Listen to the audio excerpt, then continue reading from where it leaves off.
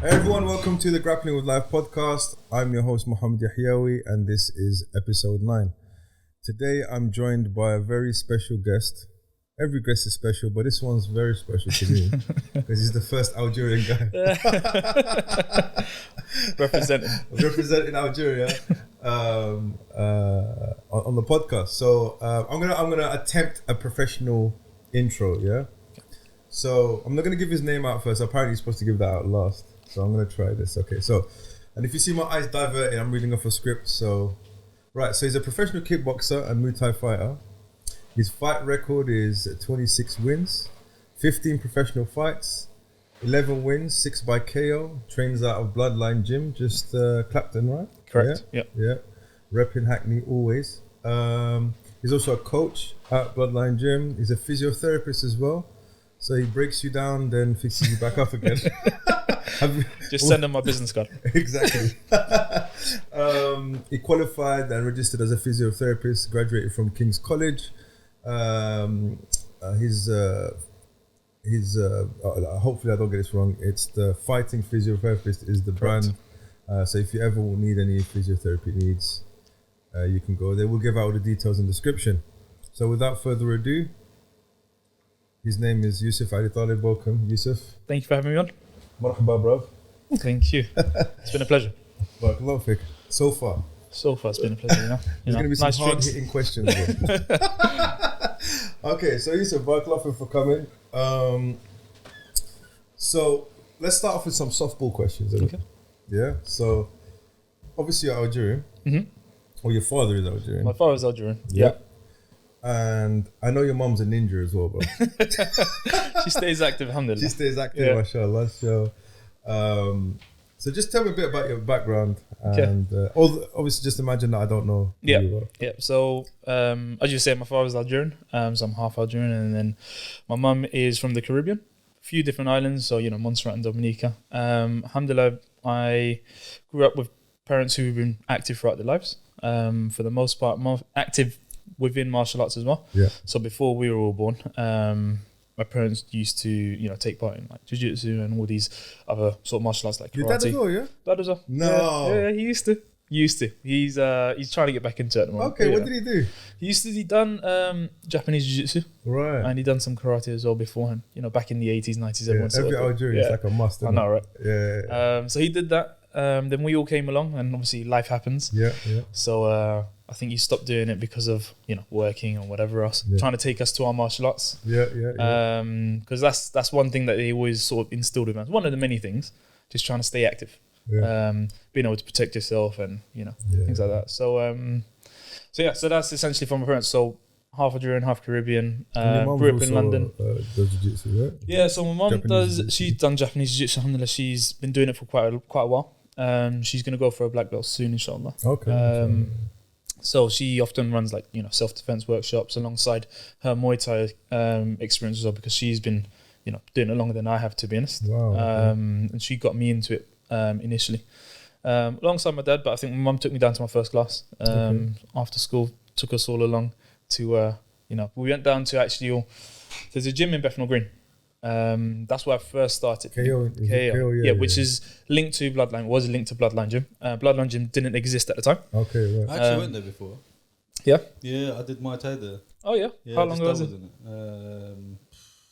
Probably like 7-8 years ago. Okay. Yeah. Something like that. Yeah, still about. Still about. Yeah, still about. Also, just a quick caveat though. Yusuf's father actually is an OG Algerian, like first wave. My the father. first wave. The Algerian pandemic. When they all came over. It was the first wave. Yeah. So my dad and his dad know each other very, very well. Yeah, I've known Yusuf and all his brothers and his mum and everyone since actually before you were even born. Before I was born, yeah. Yeah, 100%. Yeah. So ages ago. Me and his older brother used to go to the same school. His brother, Abdurrahman, I've been looking for you for a while, bro. I don't know where you've been. But think of his brother as he looks like a young Muhammad Ali. Don't you think? Yeah, has he ever got that? When he was younger, he used to have that. Yeah.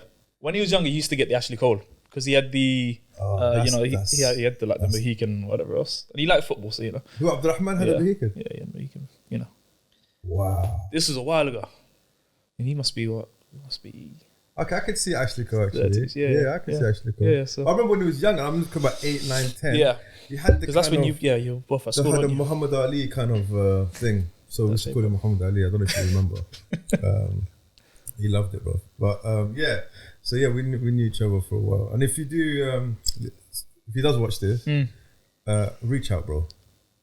Yeah. Well, I've met him in passing actually a few times. A few times. So he's about 111. And your other brother, Bilal. Yeah. As well, mashallah, doing this thing.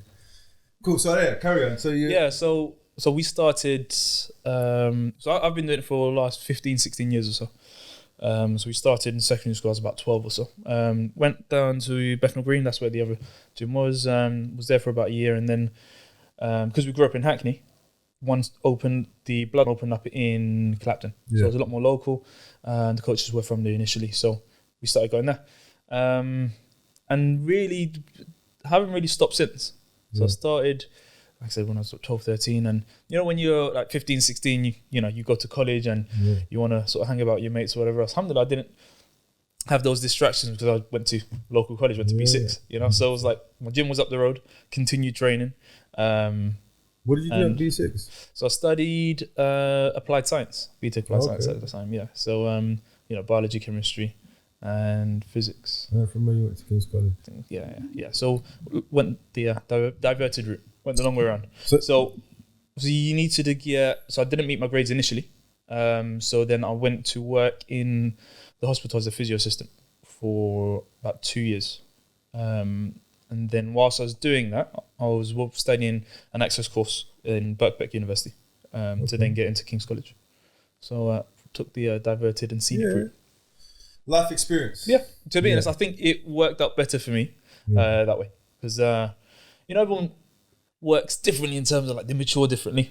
100%. And I think at the time, if I went to uni at 18, I don't think would have done as well as I would have when I started at 21. So 100%. I agree. I think I went to university, I had a cappuccino and left here.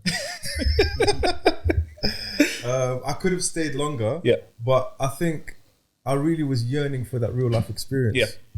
And some people can do it. Some people can jump straight into university. I wanted to feel, being in education since you were like, nursery. Yeah, essentially. So to have that real life experience. And then actually when you go to university, especially because you're studying in the field you're working in the field that you were studying, right? So you can apply it more. You're more kind of focused, isn't it? When I think it was a little bit older, so I knew what I wanted to do anyway. And I think the life experience helped because I had my counterparts who went straight from college to uni and didn't have any sort of people skills or any work life experience, and trying to juggle and prioritize different things. Because you can't just pause life because you're at uni. Like I was still working throughout, and still training, this, that, and the other. But if you aren't able to manage that because you haven't got the life experience, I think it's going to be quite tough. Sick, bro. So, did you do any traditional martial arts? So, I'm not saying kickboxing and Muay Thai is not. Well, Muay Thai is a traditional martial art, but no, I know what you mean. But you know what I'm talking about, because everyone goes through that whole kung fu, Shotokan karate kind of background, and they kind of grow out of it a little bit, or it gives them a grounding. Then they kind of. But you were like kickboxing from No, it wasn't actually. Oh, okay. So don't know if you remember. Don't know if your dad took you there or not. But there was a place in Soba. Who's my instructor, bro? Yeah, so I went there. Hassan. Yeah, so I went there. Hassan I was going there for a bit. I got my black belt from him, bro. Oh yeah, he's a savage, bro. Oh nice. See, I didn't stay there that long. Yeah, he's a savage. With multiple siblings, it's like you have to go together and do everything. My brothers didn't want to do it at the time, so it was they didn't want to do it, we didn't do it. We all just went together. So I was there for I was young at the time, maybe 6 months to a year. So what year was this, bro? This must have been. It must have been before 2000. So it must have been like late 90s. Yeah, I was only about 6 or 7 at the time. Yeah, I would have been there, bro. Definitely. Yeah, late 90s. Yeah. But yeah, you know what? Like, respect to him, yeah. Like, he was a fighter. Yeah, he was. He was a fighter. Yeah. Like, he loved kumite, bro. He loved fighting. He loved and everyone that came out of there, they were feared in the circuit, innit? competitions and stuff like Yeah, that. of course. The only thing I would say is, like, you need to, if you do Shotokan karate, there's nothing wrong with that. It gives you good grounding, but there's a point where if you want to take fighting seriously, you have to kind of because traditional martial arts has its place, isn't it? Of course. You see It what I'm helps you saying? with balance and coordination Exactly. and learning and discipline Yeah. and all that type of stuff. And it's got culture attached to it, right? So, but yeah. So okay, so you did it for 6-7 months, and then And then when we stopped, again, I'm guessing for at least a few years, and then my mum started doing the Muay Thai for a while in the same place, and then she took us all down there basically after school, and then found ourselves in But when you Bloodline say Gym. all of you, like literally, All of us, literally, there's 5 of us in total, including myself, and all 5 of us used to get Abdurrahman as well, Bilal, you, So and your we two all got sisters. taken, down to Bloodline. Oh, Bethnal Green. initially, and then Bloodline. Yeah, it was only there for. I'll tell you a year funny as well. story about Bloodline, but you're gonna crack up, love. And the Polish, I can't remember his name. What's Is it? it Paul? Paul. The owner, yeah. You're gonna crack up this, yeah. And I at the time I was a bit angry, yeah. But I get it looking back, because I run a gym as well, yeah. Okay. And I get it now. Yeah. Go on. So, I went in there, I paid £5. This is when it was fresh open. Yeah, because it's been open since 2005. Yeah, it was. And there aren't many businesses in Clapton that's been open for that long. Yeah, it was fresh open. Like, it was literally maybe a week or two in. Right. Yeah. So I think we paid a £5 or so. I can't remember exactly where it was. Yeah. We went in, me and Rashid. You know Rashid, yeah? You know Rashid, Yeah, but I you know do. him, Yeah, I but do you actually. know, Yeah. But, Yeah, no, of course I know. Yeah, you I met know. him a Yeah, few times. He's gonna be upset now, bro. No, bro. I know you. Nah, he won't be upset. Listen, I see him at we Epo went all the there. time. Do you want to Yeah, you see. So we went there. So you know I don't know if you still got the ring upstairs. Yeah, upstairs in the back corner. Yeah. So we put on a. So remember, 2000. Was it open 2005? 2005, established 2005, and then. What was it before that? It was a ballet studio or something, or some yoga. So I know that there used to be a sort of clothing warehouse sort of thing before. Always, it's always been. So it was a gym from 2005. Yeah. Right, so I was a grown man. I was like 21, 22 years old. Okay, so anyway, we went there, bro. Literally, I stopped training for a while, bro. Yeah. So kickboxing, karate. Okay. Well, I stopped training. So I thought, you know what? Let me just go in and just move around with Rashid and stuff. Yeah. So we're just like sparring. Right. Yeah. And he comes up to us. He's like, "What the hell are you doing, bro?" Yeah, we get that. Like, what are you doing? Yeah. Like, you can't just come in there and just start sparring, bro. How does that work out? Well, we were literally like going at it, bro. Trying to take each other's heads off.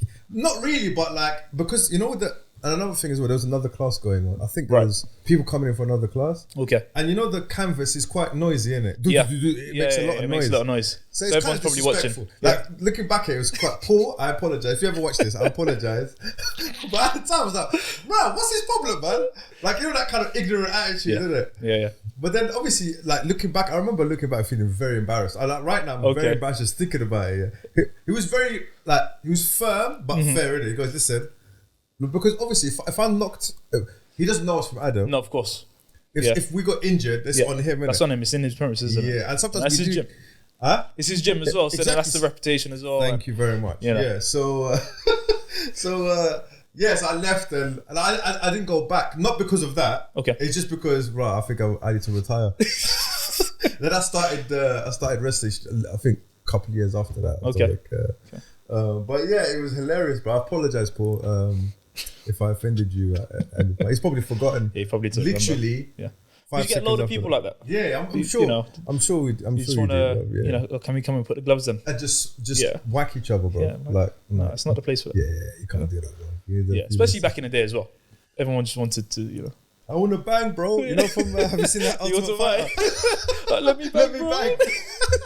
bang. Okay, so you were training for. So I guess you started when you were 11, 12, something like About 12. Yeah. And then essentially I'd done it as a hobby just to stay fit. In fact, my mum they made us go essentially. It wasn't like, oh yeah, I'm really Did you looking wanna forward to it. I remember not wanting to go. Yeah. It's just one of those things like something you had to do. Wasn't really much choice in the matter, but alhamdulillah, I stuck with it. And I think when you start doing it for a while, you actually start to realize, actually, I'm enjoying this. And you start looking forward to it. When did you start enjoying it? I'd like to think probably when I was about probably a few years in. Right. You know? Yeah. Like, it was okay. It was always okay. Sometimes it's like how do I put it? I see it in my own kids, and I saw it myself. I hated training. Yeah. I hated going because, bruv, you just finished school. Yeah. And that's the thing. You're tired. You're smashed, bruv, and then you're like, everyone else is going out playing, I don't know, knockdown ginger, whatever it is. I don't know if it's politically correct to say that. What's the other one we used to play on there? Runouts. Do you remember runouts? No, I don't remember that. Just because he was in kickboxing training, that's why, bro. Remember runouts? Yeah, I remember the name. They just count and then everyone runs and then you have to try and find them. I think that's how exact. And then what was the other one? Knockdown ginger. There was it. Family had all those things. They're doing all that stuff. Yeah. And we're going, like some Cobra Kai madness, man. So didn't really enjoy it. But then I get it, yeah. But after, it was actually good because I always found that regardless of what sport I did, I was generally the fittest person in the class or whatever, PE or whatever else. I was, all right, bro. And it was all right. As a 14, 15 year old, I was like, you know what, I can actually sprint and You're blessed to it. Yeah. But it was okay because I think I just did it and enjoyed it. And then I started then we got into sparring. And that was more like, oh yeah, this is a bit more fun. Like, you need to defend yourself and, not actually get hit. And do you remember like your first pap in the face? Do you know what it is? Like, I do you just get a stiff one right to the I do. So do you know what it is? As a junior, you're not meant to hit to the head. Yeah. Right? But then Bilal's going to remember this. So I remind him of it all the time. Every few years I remind him. And we were sparring together and we weren't meant to hit to the head. Yeah. The guy hit me. You and Bilal? Me and Bilal, my brothers, brother. obviously. Yeah. He's my older brother. Yeah. What's the age difference? He's just older than you, isn't it? 2.5 years. Yeah. But then he ended up punching me right at my tooth. On my front two teeth, there's slightly misaligned, I don't know. And it's still to this day. I keep reminding him. Like, what, with gloves? With gloves on. But I think I was still growing at the time. My teeth were still sort of forming. Bilal's a bit of a villain, isn't it? Yeah, he's up for scrapping all the time. I can tell, he's got that face, isn't it? It's like... Do you know what it is? I like to think I'm I can scrap if I need to, but I think I'm more of the technical one out of the two of us. Yeah. He's scrappy, isn't it? He fights. He's the guy that keeps fighting after the referee pulls him off for you. Or fights the crowd and everything. Yeah.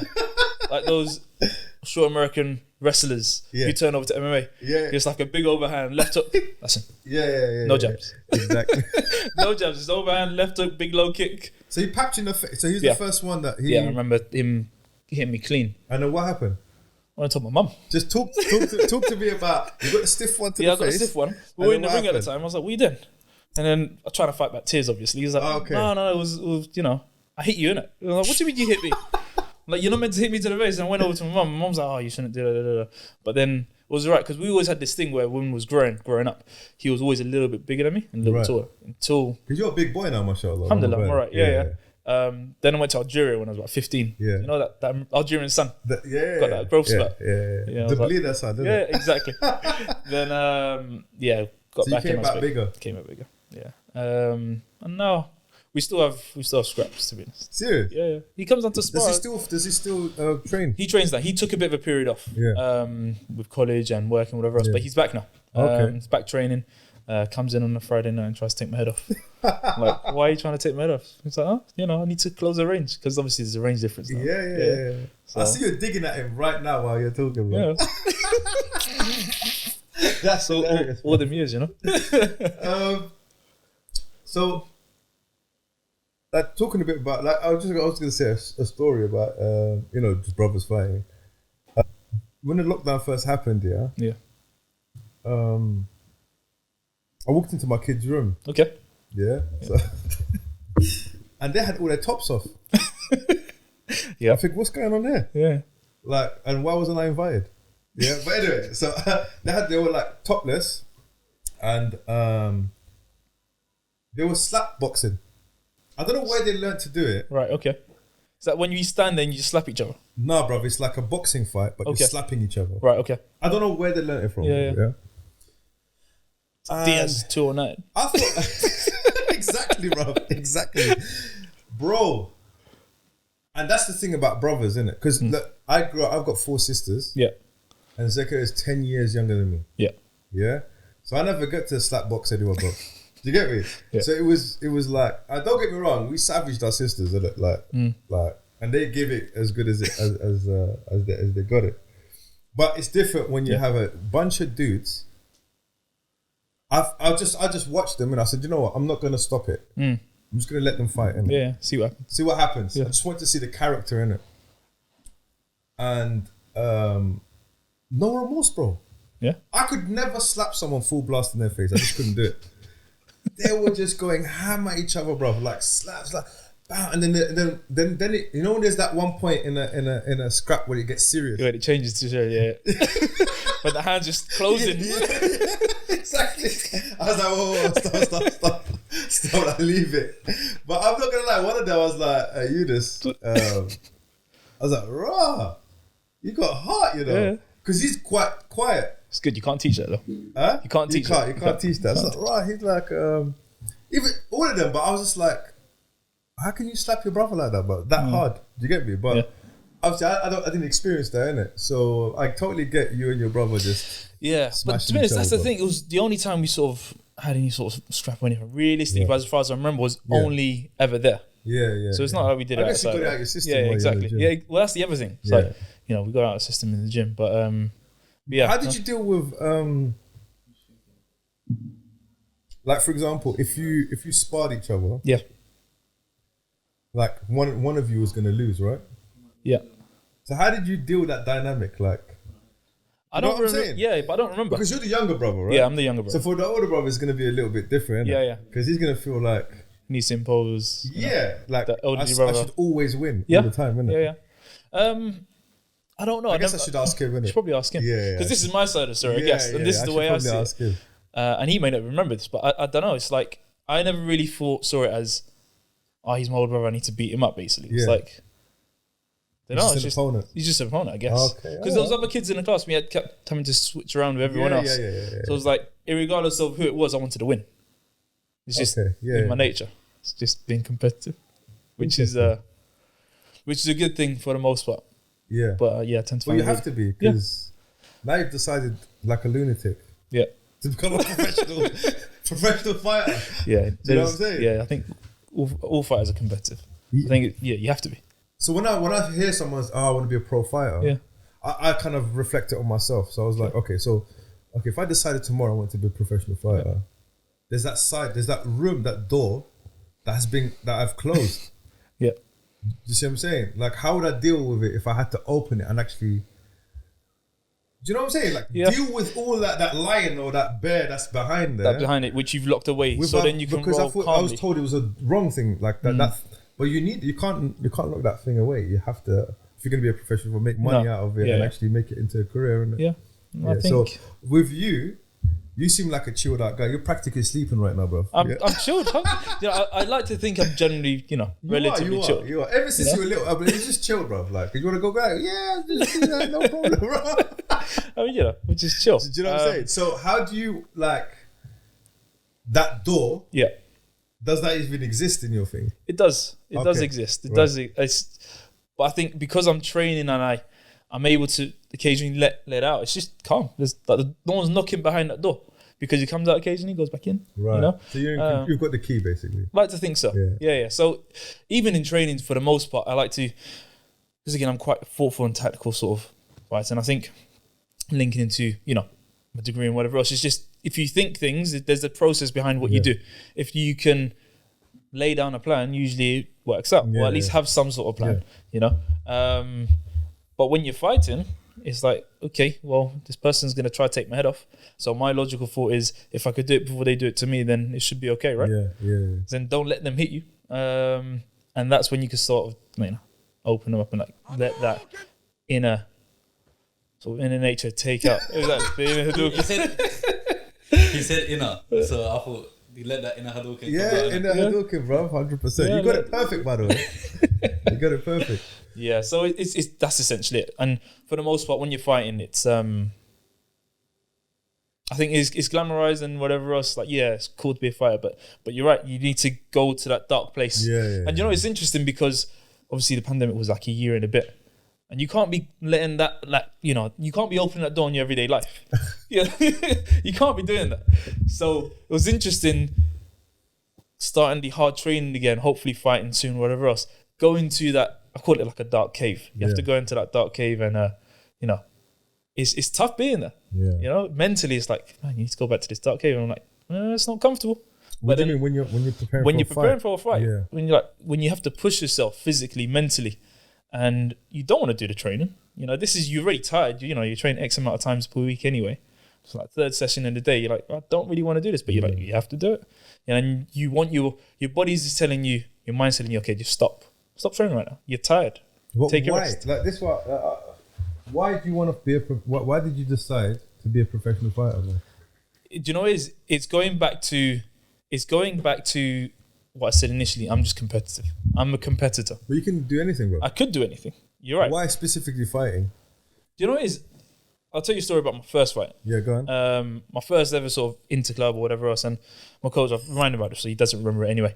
But essentially, it got to a point where I was constantly training. My younger sister was training. She actually had more, at one point, in fact, even to this day, she had more amateur fights than I did. Okay, yeah. Because she was quite good. She stopped doing it for a while. She's back now. But she would always train and she'd always fight. And I'd never have any. I'm like, why not? And Paul's like, you're lazy. You're not training hard enough. I'm like, I'm training just as much as her. And he's like, no, she's going to fight. But anyway, there was this last minute pull out from some sort of competition. And then Paul, my coach, put me in. Alhamdulillah, done really well. Yeah, I won the fight. And then he was like, yeah, you're still lazy though. I'm like, okay. And he said, you just need to start training. But from that point, I was like, okay. So what did you mean by, so looking back lazy being retrospectively, what would you say? I could see why he was saying that. Why was he saying that? Because I train twice a week. Oh, literally 2 sessions a week. Okay. And I didn't expect to fight, which is not what you're doing, you know? Yeah. Now I'm doing like 12 sessions so a week or whatever else. So what kind of fights were you having at that age? Like, at that age, it was wacko stuff or like continuous. So it was Muay Thai. It was Muay Thai. Okay. So essentially, it was continuous Muay Thai. You'd match with one person in particular and make weight and so you'd then fight another Muay Thai fighter. Yeah, It wasn't one of those mixed competitions. No, it wasn't a mixed competition. Yeah. We'd so what happens in Muay Thai community, in the Muay Thai community, a gym would host an event. Yeah. They'd invite, gyms in London and the UK to come down. You have a long list of people. You match people on your weight and experience, and then you let people go. But I remember when I was about 15, I was a good 70, 75 kilos or so. Okay, yeah, big boy. For that weight, Yeah. for that age, sorry. Yeah. So then it got to a point where after the first couple, I was fighting men basically. Yeah. So it was always good. It was a bit of a scrap really, and alhamdulillah, was doing all right. But then from that point, I was like, all right, cool. I enjoy this. It was never like I want to be a fighter. But then I got injured a few years into it, and then so I had a setback for about a year. What kind of injury was it? Tore my rotator cuff. Well, actually, I tore my rotator cuff, but also, which is small, I've tore the ligaments in my shoulder as well.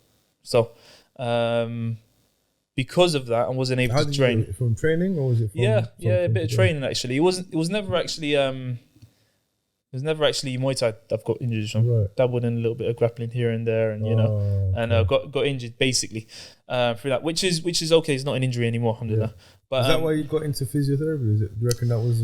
No, I actually got into physio because I knew I was again dabbled in jiu-jitsu occasionally back in the day. My jiu-jitsu coach at the time, he was a physio. Right. Who's your jiu-jitsu coach? Was it the one in Kesner Road? He used to come to exactly. Yeah, he used to go there. I was chatting to what's his name, Othman, the other day. You know Othman? Which Othman? Patel.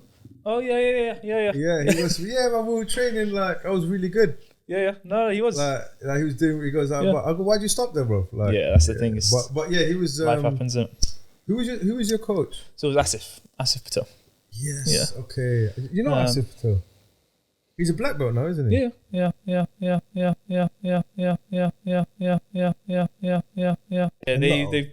met in the past. And, I think he does know him. Yeah, I think they're both local boys, both local. So So he's from Hackney, Asif. Yeah, he grew up in Hackney. Okay. Yeah.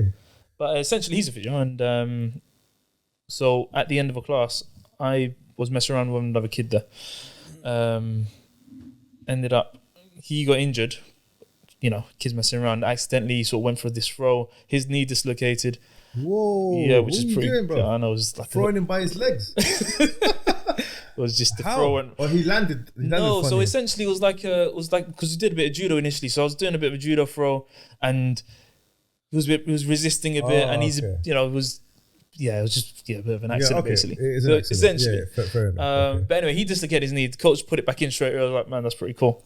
Right. And then started looking into physio and things like that. So, and Cool. I always liked sciencey sort of things. So Right. that's how I got into it. Go back to kind of right. Yeah, so so you I'm got just injured. jumping from different No, places. it's me because I was asked you that question, and then again get roasted in the comments, and then I don't learn my lesson, is it? But let's go back to you. So you got injured. So I got injured. Fully rotated cuff, ligaments. Yeah, ligaments. So essentially, I was out for about a year in total. Yeah. And it was within that time frame, I was like, So no training. no. So what it was, the first 3 months, I continued training like nothing was going on. Yeah. Until at the end of a session, I couldn't lift my arm up. I was like, I should probably get it checked out. Yeah. They took another 3 months and a bit to figure out what was wrong with it. And I was still training within this time frame. And then after that, they were like, listen, you need to stop training. So I continued training, but not punching basically. So I just worked on my kicks and everything else. Okay. But it was within that time frame. I was like, do you know what? If I ever have this shoulder better, I'm just going to start fighting properly. I'm going to take it more seriously. Because even up until that point, it was always just a bit of fun. What did your parents think about it? The fighting, Yeah. quite supportive actually. No way. Yeah, they're supportive. It's I mean, you get the occasional, you're going to stop anytime soon. I'm like, I don't think so. But for the most part, they turn up to the fights. They're always there and make sure I train properly. Okay. Which is the good thing because it's like they're like, if you're gonna fight, you need to train make a properly. living, like most of the time, like. So most of the time I do PT work. And private physiotherapy. So you get enough to kind of pay rent. Yeah, and all exactly. That stuff. Yeah, alhamdulillah. And then, So I've been doing that for a fair few years actually. Got me through. Alhamdulillah, I was working throughout uni. So mostly coaching Muay Thai kickboxing, but also done my qualifications for like PT work. So when people need like fitness goals, lose a bit of weight or whatever else. So for the most part, And you've had consistent work the whole time. Yeah, alhamdulillah. That's really good, man. It's always tough starting in something new, just trying to build up the client base. But for the most part, it beats working at Tesco, isn't it? Yeah, well that's the thing. No disrespect to people who work at Tesco. It's not that. Whatever, it's more of the time commitment, isn't it? That's what I'm saying to you. So, for example, like I was just trying to one of my kids the other day. I said, look, like I was trying to get him to learn how to coach. Yeah. Right. So I wanted to come and help me coach wrestling and stuff like that. So what I was trying to explain to him is, look, I had to go and work in Iceland, Argos, do labour work to kind of get through, of course. college and all that type of stuff. But you learn something like this, you can earn up to £50 more than that, £50, £60, even up to £100 an hour if you're really good. Yeah. So you think about it, you do 1 hour of PTing, say you get charged 30, say you're like £30 an hour. That's 3 hours or 4 hours at a retail job. At a retail job, you're right. Which is not it might not even be fulfilling for you. Like, no, exactly. You get me? Yeah. So it's good to learn have that skill, and there's a demand for it. So always. It's good to hear that you kind of it carried you through college and it did carry through, and for the most part, alhamdulillah, the flexibility. Are you still doing it? Still doing it at the moment, yeah. And so when I finished university, I continued doing it, but then I worked in the NHS for about 3 years or so. Yeah, you did say that. And then recently left probably 6 months ago, and alongside that, the PT work, then I started doing some physiotherapy, private physiotherapy. Under the banner of the fighting physiotherapist, because I thought it just made sense with the name. And then alhamdulillah, recently left the NHS mainly because of the time commitment. And did you hear that? No. Oh, good. My stomach was growling. Sorry, bro. You hungry, bro? Because you looked at me like this. Sorry, man. Did you hear that? No. Okay, alhamdulillah. Good. Carry on. But everyone's gonna hear it now. Yeah, well, I'll just cut it out, bro. It's fine. Or maybe not. Because of the time commitment and wanting to train a bit more and take things a bit more seriously with the fighting and whatever else, I've just so I left. That's why I left one of the main reasons why I left the NHS job. Right.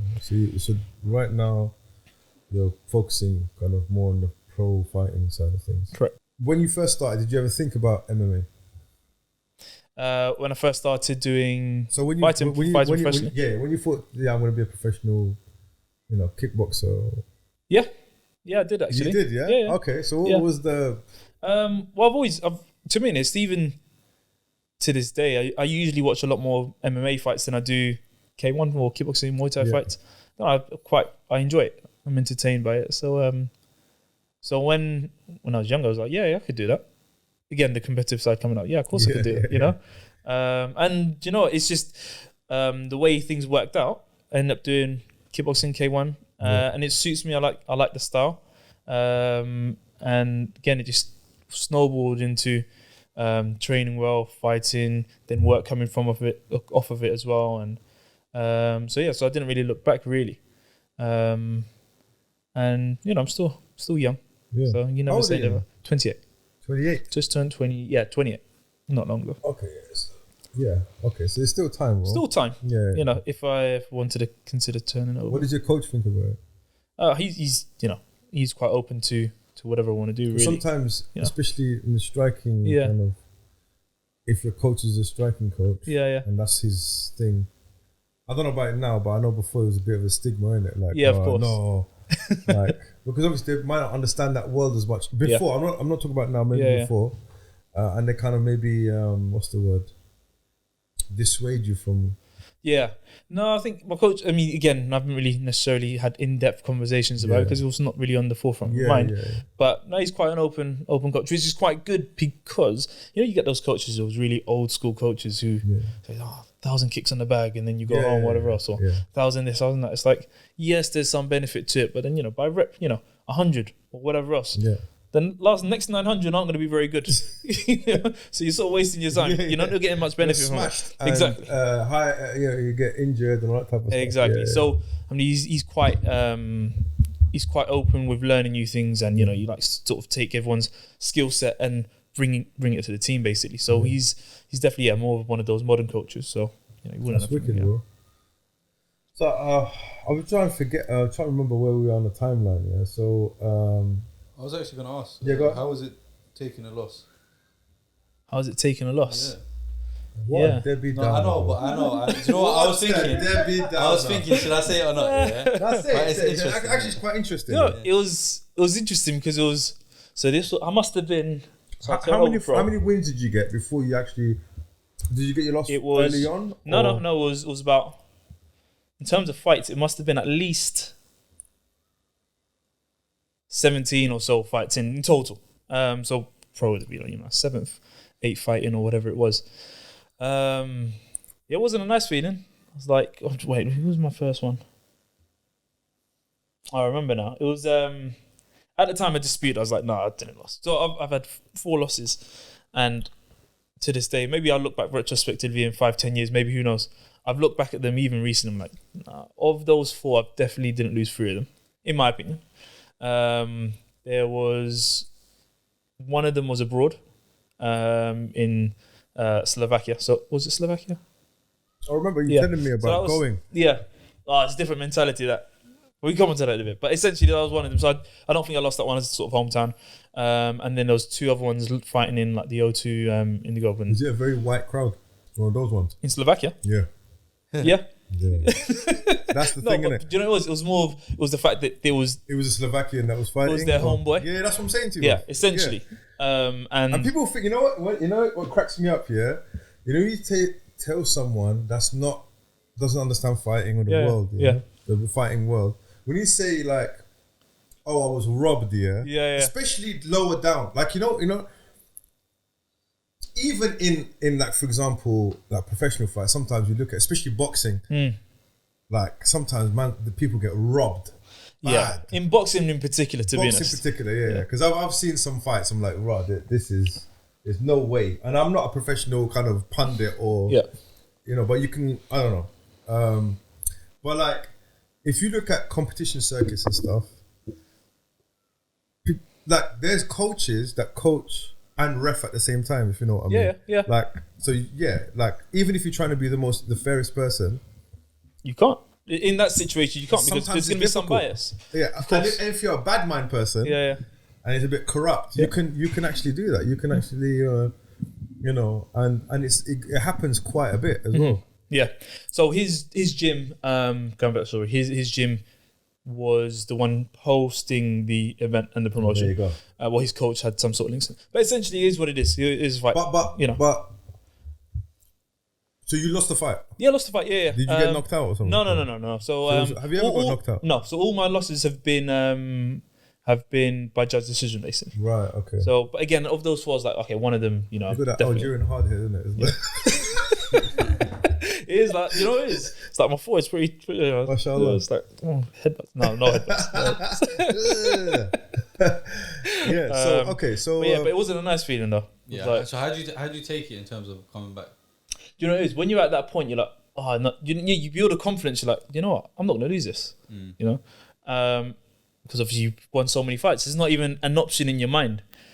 And then the judges say, oh, the ref says, oh yeah, this person won, and you're like, okay, well that wasn't on my mind at all when I woke up this morning. And then you go back and you look back in the fight and you're like, okay, how could I have lost this fight in terms of, you look at what their perspective is. And then you try working those things, to be honest. And it's a good experience because I think after that point, I actually had to start switching up my game plan in general. Because, you know, when you have fights on YouTube and whatever else, people can start figuring out what you're good at and essentially just build a game plan around you and beating you. So essentially, especially at the time, I preferred to box.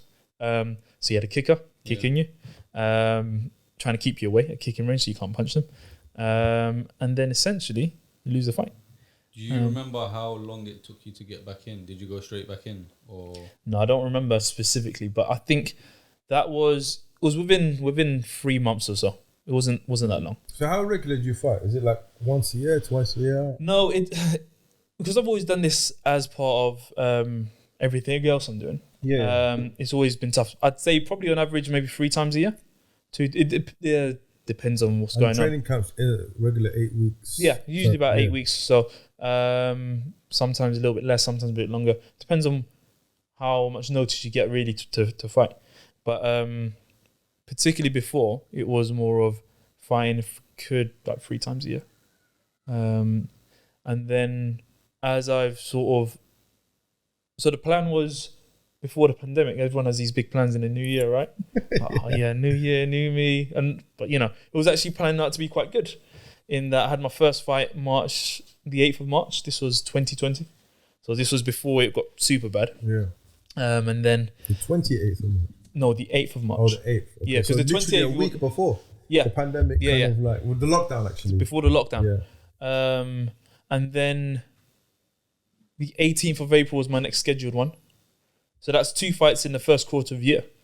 And the plan was to have at least 4 or 5.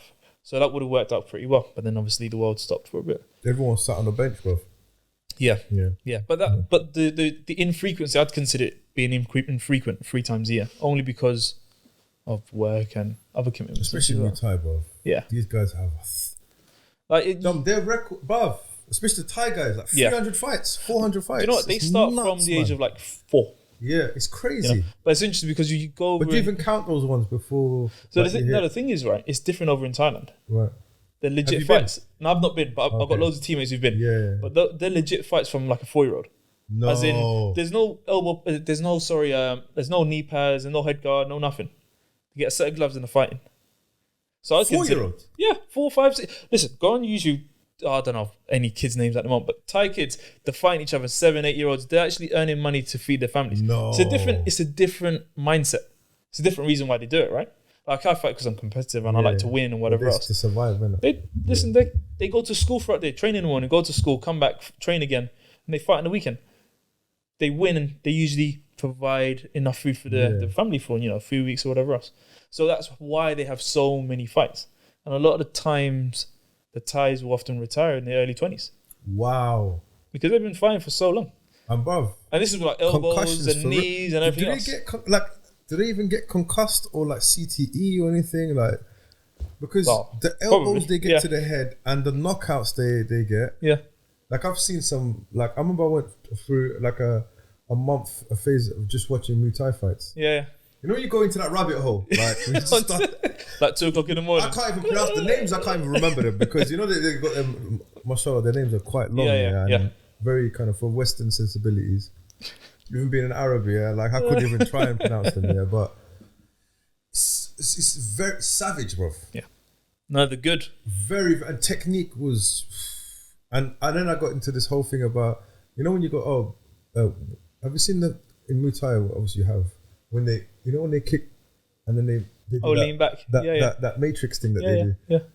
I went into a whole binge of like there was like 4. He hit him, he missed. Yeah. Then he checked the thing. The guy hit him. It's crazy. It's like the It's the reflex. and some of them have 2-3 fights a night. Yeah. Yeah, you do that. It's more time than not in tournaments. Yeah, tournaments. Yeah. So that's the thing. It's different. Some tournaments, you when you have the big competition, you have your 16 man. Used to do that, right? Yeah, but you'd fight on the same night. That's crazy, man. So like Pride used to do. They used to have that heavyweight tournament, and then they'd have it on the night. Yeah, I'm not sure like how many fights you have that night, but they usually do. So they do like a 4-man tournament usually. So you have at least 2 fights. Yeah. Because any more than that, more time than not. Sometimes they do 3 fights, so it's like a 16. But it's like you get injured. Yeah. So they want people to fight. Of course. So that's why 4-man's usually popular because they get 2 fights out of it. And so what's the difference between amateur? This is a basic question, but whoever's watching might want to know. Yeah? Between being an amateur fighter and then becoming a pro, how like the process. So so I keep saying kickboxing. It's Muay Thai, obviously. But you do compete in K1, right? Which is a form of kickboxing. Yeah. So I learnt Muay Thai. And at the time when I was learning Muay Thai, K1 or kickboxing was still relatively new to this country. Yeah. And then as I continued to develop, decided to go along the K1 route or the K1 style kickboxing route because it suited my style better. Now, the key difference between the two of them is in Muay Thai, they score body kicks really highly, whereas they don't really score low kicks or punches very much. In Muay Thai. Okay. Yeah. They score the clinch quite up, and you can stay in the clinch. You can knee for a while, you can elbow and whatever else. But I wasn't much of a kicker back in the day, to be honest. Is that normal for kind of Muay Thai? Would you have guys that like to punch more guys? Okay. Yeah. So same thing in wrestling or Jiu-Jitsu, for example, guard pullers. Exactly. You have different styles. Everyone hates, by the way. To guys who like top heavy, so you get people who like to punch, you get people who like to knee, you get people who like to clinch, people who like to kick. Yeah. And it's okay, but then it suited my style better because I like to throw low kicks and hands. So doing that against a traditional Thai, I'd lose the fight essentially. So started going down there. But essentially what you do is you'd start in the amateur rank. So, you just have fight for experience in the interclubs, going to these little competitions. That's a coach. Yeah. So then you do that. He'd get in contact with other gyms. Then you would, as you start getting more experience and your age, and after the age of 16, then you can start having official fights, decision fights, they call it. Yeah. So how does that work? So again, these decision fights that you're going into, are they... Like, how in boxing you got the WBO, obviously you got the amateur kind of side of things. How does it work? So you need to register with the, I believe it's UKMF or UKMF thing is just like UK Muay Thai Federation. Right. Okay. So you register, you get your license, and then you can start basically fighting, competing on the decision amateur circuit, basically. And you continue doing that. Your coach will find you the fights, and then as you continue to accumulate the experience. And you build a bit of a name around yourself, then you have other promotions and other sort of shows that will then scout talent essentially. Your coach will be like, okay, there's this show, let's try to get you onto this show. And you'd be on the undercard essentially. You'd be like the warm-up for even sometimes, if there's 12 fights on the card, you're maybe number 1, number 2. So you're really opening up the show, and then as you continue to build up, and even then, the sort of that's when you consider yourself to be an experiernced amateur, or just below semi-pro. That's still amateur. Exactly. Because it depends. So in Muay Thai, in the UK, they split up between interclub, where there's non-decision, decision. What is non-decision? Essentially, you both fight. There's no winner, no loser. More time, you get the kids doing it, right? Just so they get used to being in the ring and everything else. Then they divide it further into C class, B class, and A class in Muay Thai. Boxing, basically. Yeah. But that will limit what you can do. So essentially, in Muay Thai, A class is fully professional. That's essentially the full rules of Muay Thai. Right. Okay. Where you can throw elbows, you can throw knees to the head. Yeah. Whereas B class, it's you can't elbow, but you can knee to the head. And C class, you can't knee to the head essentially. So it's trying to correct people. So it's essentially once you get to B class, that's when you'd be considered pro, basically. Right. And then you get in on these promotions, and then you start dealing with the business side of fighting, which no one really talks about, to be fair. in terms Do of you have a manager? Yeah, so essentially, especially in Muay Thai, it's kickboxing. Usually get your coach and he sort of organises it also. Yeah, my coach and manager. Do you have like a limit in terms of like how often you need to actually fight? Otherwise, let's say your license might be taken away from you. Yeah, like how active you have to be. No, there isn't that. Oh, you haven't touched your tea, bro. You know, this is. You don't like the Algerian tea. You know what I do? Hey, watch your mouth, bro. Listen, this is the elixir of life. Yeah, exactly, bro. No, it's no, there isn't a limit. You can move the mic. It's cool, bro. It's all good. I'm trying to mess things up. How's the tea? It's nice. It's good tea. He has to say it's nice. That's the thing. When he goes to his dad today, he's gonna give you a proper grade. Grade 80. So Okay. yeah, so I don't know. There's none of that. Okay, that's interesting. So do you get paid? Yeah, As you a get pro? Yeah, as a pro, you get paid. So what kind of what kind of like? If you don't have to say, is it peanuts? Yeah, it's not much. Not much. About at all to it. hundreds. You get up to if you're good and you start building for a while, you can get a grand, couple grand if that. Buried, No, because I know How much do you get paid? Not you. I didn't mean him specifically, innit? Come on, bro. So aside from me specifically, He does it for snow snatching. Remember, I'm gonna edit that bit. You do it for snow. Can't say it. Snow snatching. snow snatch. Anyway, that's gone. That would have been a nice soundbite, but it's gone now, bro. Yeah, but you obviously don't do it for the money. It's just No, so that's the thing in the Muay and Thai. sponsorships. You get sponsorships. So you get sponsorship. So essentially, the Muay Thai and kickboxing in the UK isn't huge. Yeah, It has its own community. It's sort of, I'm guessing, similar to wrestling in that sense. As in, wrestling is a good spot. You probably have a really tight knit community, but it's not a good, roughnecks. Yeah. Yeah. Am I but it's no not manners. No, I'm joking. Like, go to I'll tell you what. You go to a wrestling tournament, Yeah. and then you go to a jiu-jitsu tournament, Yeah. and then you'll know what kind of people. Okay. Like I tell you, I'll give you an example. I went to a jiu-jitsu tournament for the first time, Yeah. and I hear some guy go, "Oh, it's quite close in here." It's quite close. Yeah. What does it mean? I have no idea what he meant, but he was very well spoken, and Right. Okay. Yeah. and he was relaxed, quiet. Yeah. And you go to a wrestling tournament, it's not that at all. not I don't that. want to disrespect. It's not a disrespectful thing. It's just a different type of energy. Different type of energy. Different type of character. Yeah. Different or- type of. or demographics, we say. Yes. Demographics. Exactly. Yeah. So would you say Muay Thai is similar? No, it's for the most part you get loads of respect for people within the field. But it's just not a mainstream sport. Yeah. So you're not gonna get the kid up the road be like, oh, I'm just gonna go down to Muay Thai. It's Yeah. like no, Because it's quite like to the untrained eye. Yeah. Getting elbowed and knee to the head. Yeah. When you see it, it's like, whoa, that doesn't look like a fun. Exactly, a fun thing to do. Yeah. Whereas kickboxing. But that's the reason why they've broken it down to the different class, B class, A class. So they gradually introduced, whereas in Thailand they don't do that. It's like you fight. We've all seen Ong Bak, bro. You remember Ong Bak? I remember. Do you know what it was? Oh, it's bad. I haven't even watched it. I know it's bad. I've heard many things about Ong Bak. I should probably watch it. There's apparently this really good guy. I can't believe you haven't seen Ong Bak.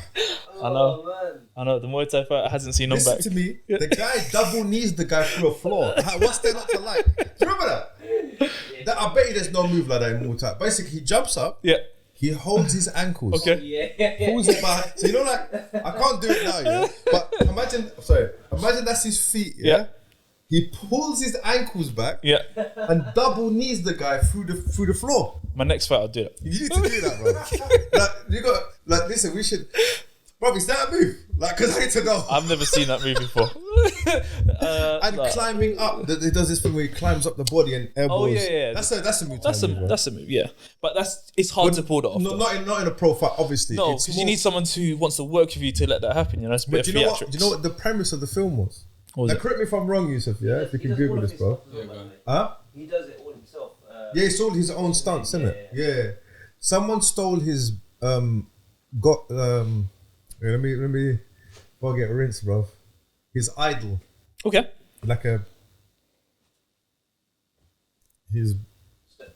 his statue that they pray to. Yeah, basically. okay. Yeah. So they steal it from his village, and his thing is to go and Right, to get it back. yeah, because I think it's made out of gold or something. But it's a while back since I've seen it. Is that it? Is that the? Yeah, it says when the head of a statue sacred to a village is stolen, a young martial artist goes to the big city and finds himself taking on the underworld to retrieve it. Well, there you go. Okay. I mean, it sounds good, and I've heard a lot of good listen, things about that's it. your homework. I just It's your homework, and Paul, if you're listening, I'm surprised you haven't made him watch this as part of his education. my education. He's probably told you to watch it. And Nah, but that's the thing. have you seen Kickboxer though? Yeah, I've seen Kickboxer. Yeah, I've seen that. Because if you haven't seen Kickboxer, Yeah, I know. That'd be, yeah. what about Bloodsport? No. Okay, you need to go watch Bloodsport. Yeah. Because if you, that's your legacy, that's your heritage, bro. Yeah, I know. I should watch it. I just haven't It's got around to terrible. It's really bad. The film's bad. There's no plot. The acting is terrible, but it's one of those things that you have to watch. It. You know what I'm saying? Yeah. I watched the MSNBC version. You know what MSNBC is? That's that news channel, isn't The it? Middle Eastern NBC. Okay. They take out all the naughty bits, innit? Right. Okay. So I remember watching it. Like we used to have that. They used to have this movie. MBC. So my dad let us watch it, innit? Yeah, so yeah. it had all the. But it's really good. Okay. And that's what really kind of got me. Don't watch the new one. The new The new Ong Bak. Kickboxer. Don't watch that, bro. No, see, I heard things about it. I didn't watch it. No, don't. It'll break your heart, bro. Yeah. It'll break your heart. Some things should just be left alone. Yeah, just don't touch it, man. Yeah. I mean, they need to do a remake of Street Fighter because that was terrible. Why they haven't made that Street Fighter, bro? Don't know. I think I remember watching one of them. It was pretty bad. It was terrible. The one with Yeah. Jean-Claude Van Damme. Yeah. It was terrible, bro. It wasn't good. It was just him flexing the whole time. Yeah. It does it in a lot of movies, though, doesn't it? Yeah, I mean, it's his brand, isn't it? Yeah. It's like the Nike logo. Yeah, If he's not done a splits in any of his Exactly. films, it has to do splits. In some sort of angle where we I was stand watching up. Time Cop, yeah? This one. Have you seen Time Cop? No. I watched the first 25 minutes of it and I had to turn it off. Okay. So they break into his house, they shoot him, they try and shoot him and he does the splits Oh, really? to dodge the bullets. No way. I'm like, you didn't have to do that. But that was like, you're in a Van Damme film and he's done the splits. Of course. Anyway, so where were we, bro? Yeah, amateur. So pro the wages and then we kind of like. Yeah, it was talking you don't about do it for the money. Or No, whatever, it's innit? not one of those sports where you do. For So, the but money. when does it get to a point where you're like, you know what? Yeah, that's the scene. That's the scene. Like, why? He's dodging is that the bullets kitchen, whilst bro? in the That and yes, in his kitchen. on the bro. kitchen countertop. On the countertop, yeah, and he's got a mullet as well. Why? Yeah. Don't know. But There's no reason. well, it must have been an 80s movie, isn't it? Huh? 80s movie? That's 95. 95? See, there's that. Imagine your Can dad. you do the splits, bro? No. Not even a little bit. No. But it's alright, I could head kick someone, so that's You right. can head. I mean, Imagine your dad coming into the room and seeing that. that he has to salute you, bro. He has to salute you. No, I didn't. Did you ever practice this? Because I know it's a big that's the thing thing. in striking, innit? Yeah, but I never practiced it. right. And in Is there anyone hindsight, in your club that does it? yeah, loads. Does it help them in any way? Yeah, it's easier for them to head kick you. Okay, so that's the Essentially. application of splits is Yeah, there is use for it. flexibility. Obviously, there's use for it. Yeah, there's yeah. flexing, and then obviously, Because I know in jiu-jitsu or grappling, it's really useful. yeah, of course, naturally it would Like, yeah, with guard retention and all that type of be. stuff. Yeah, it's just less of an effort for you to get your leg in that position, Because I basically. remember when we used to do Shotokan karate, there would be a session, Yeah.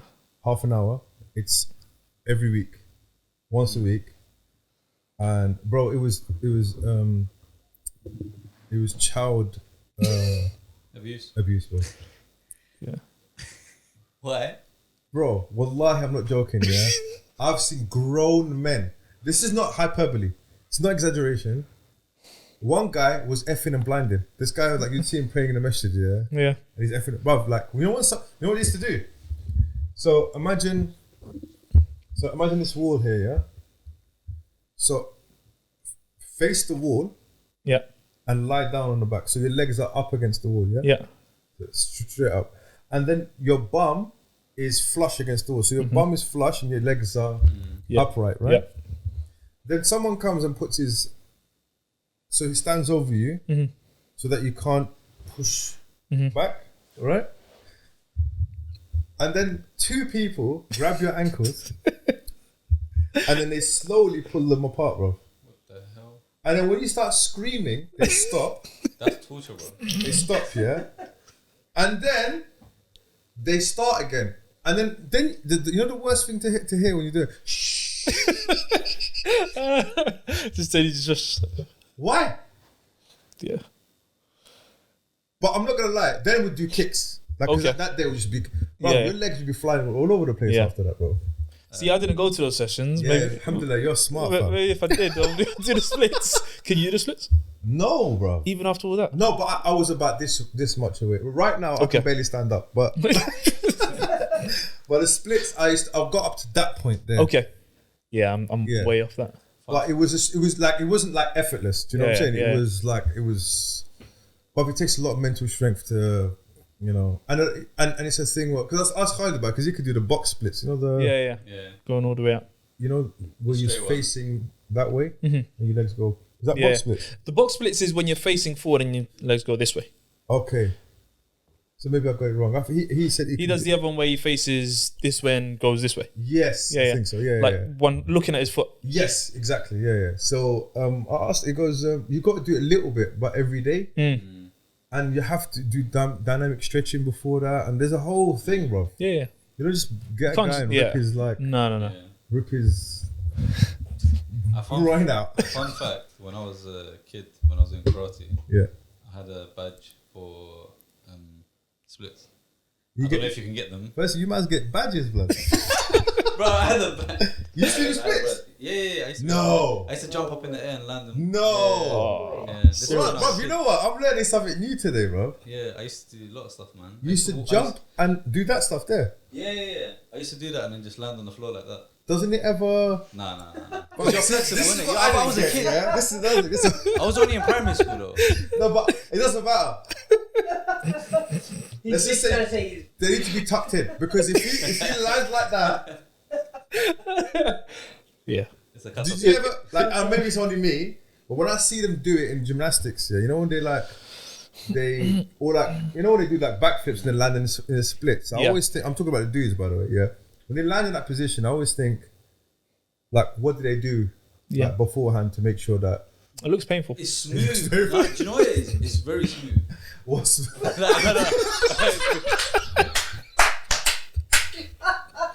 it's a smooth landing. That's what I meant. Okay, fine. I want to. Can you do it now? No, I can't do it now. Like, can you even get? Believe it or not, I can't do it now. Are you sure? You look like you can. No. I can't do it now, bro.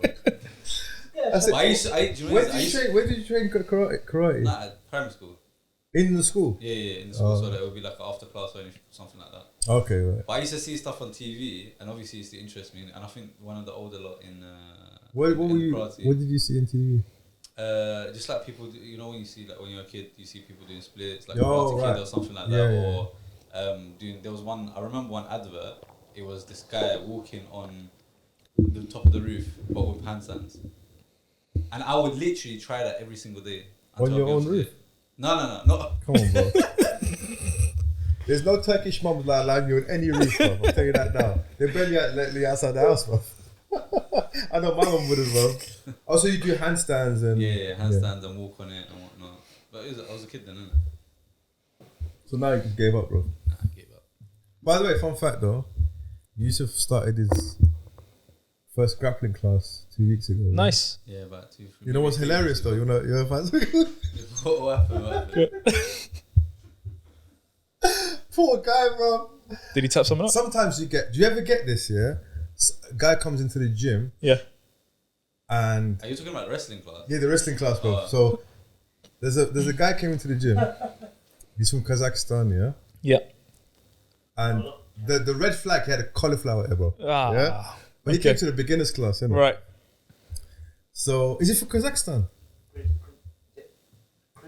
Oh, Kyrgyzstan. Yeah, Kyrgyzstan. Sorry, okay. Kyrgyzstan. Yeah. Very nice brother, yeah? Mm-hmm. So I looked at his ear, I was like, alright. So he started the class, and guess who his partner was, bro? Yusuf. They were doing 2-on-1s, bro, yeah? He almost ripped his arm out his socket, bro. That was my second ever time wrestling. Have you been back since? Yeah. He's a hard body. I rate him. Yeah. But just talk to us like that session. How was it for you? there was no one sweating more than me. Yeah, he was There sweating. was no one. I was looking around at one point. I was just watching, how everyone's training. Everyone's, they're a bit tired and whatnot. This guy he's not tired at all.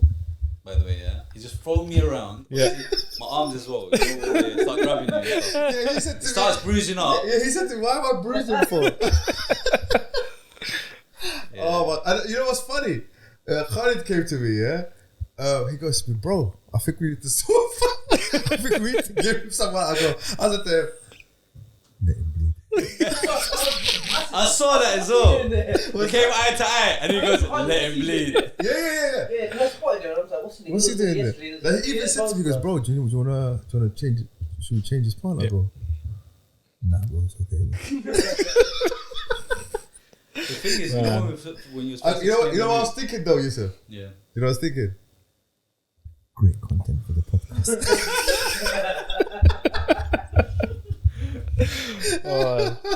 Oh my god! So we're gonna do a solo podcast. Okay. Yeah.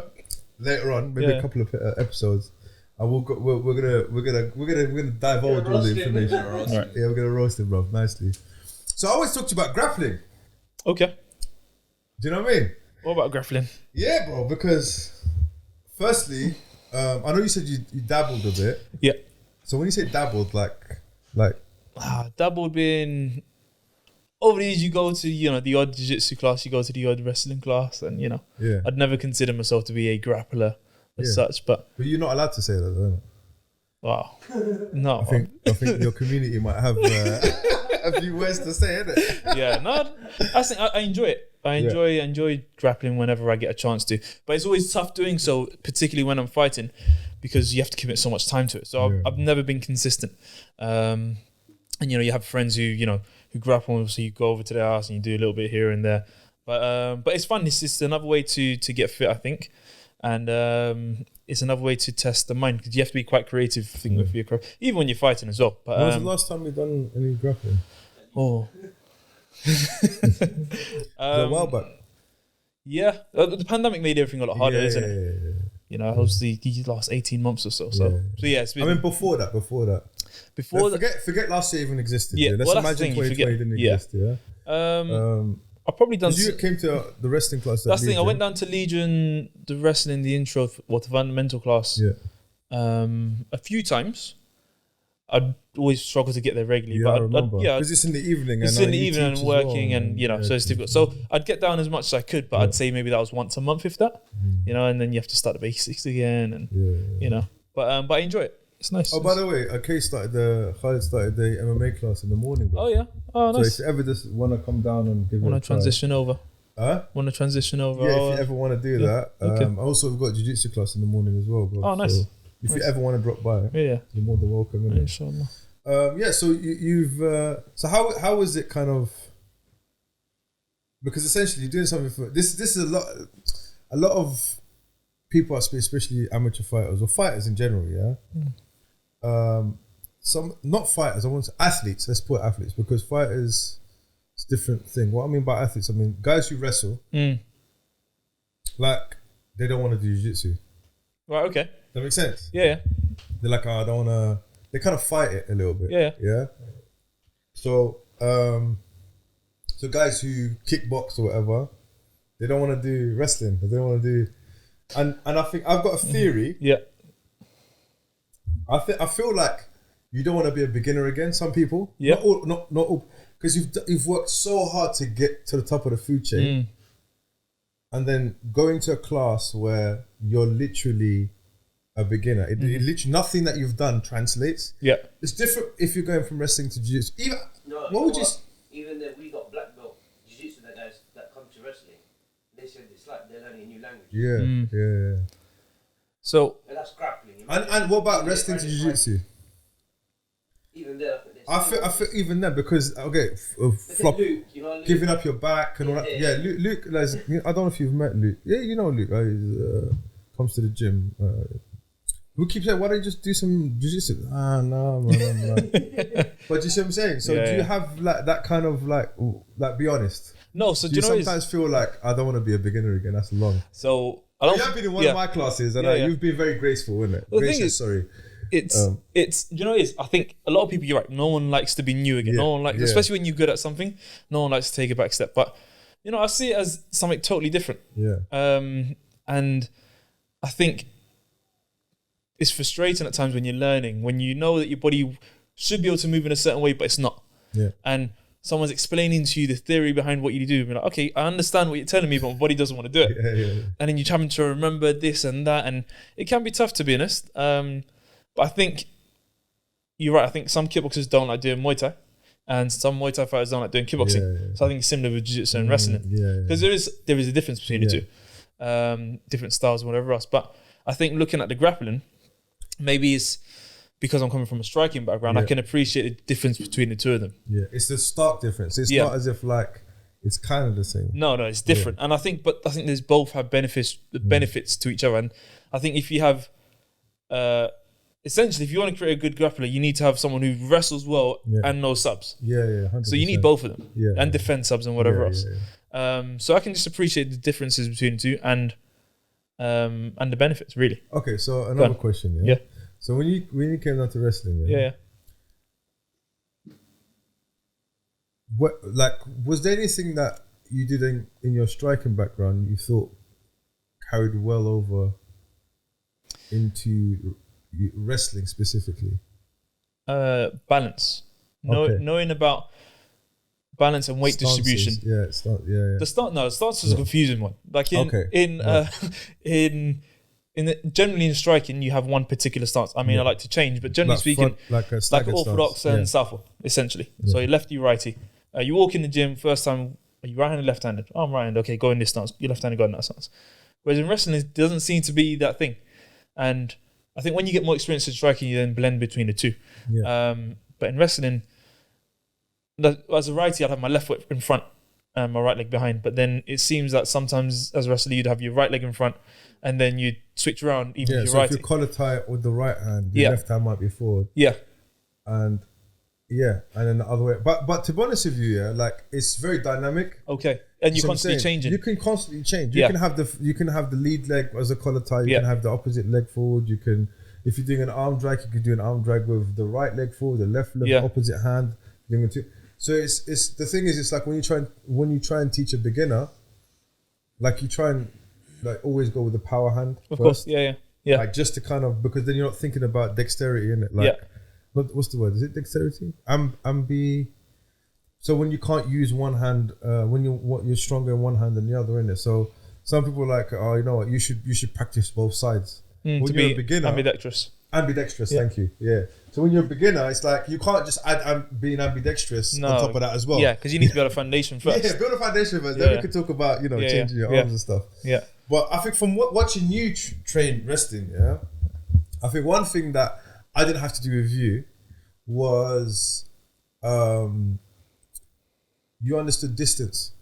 Yeah, the range. People don't, like this range. So people think, oh, wrestling, you always click. No, it doesn't work like that. No, exactly. Like, it's very, like, I give you an example, shooting. People think wrestling is shooting to get takedown.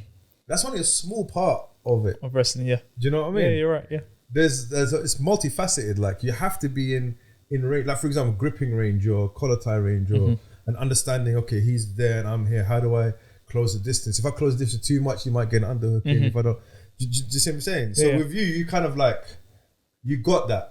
Well, that's, do you get me? Yeah. Because like, you need to understand the ranges, right? Yeah, when you're fighting, you have to. Yeah. There's always, if you're too far, there's no fight, right? Yeah. You're in the car park. Yeah. You're going home. Essentially, but that's something I really struggle with the kids.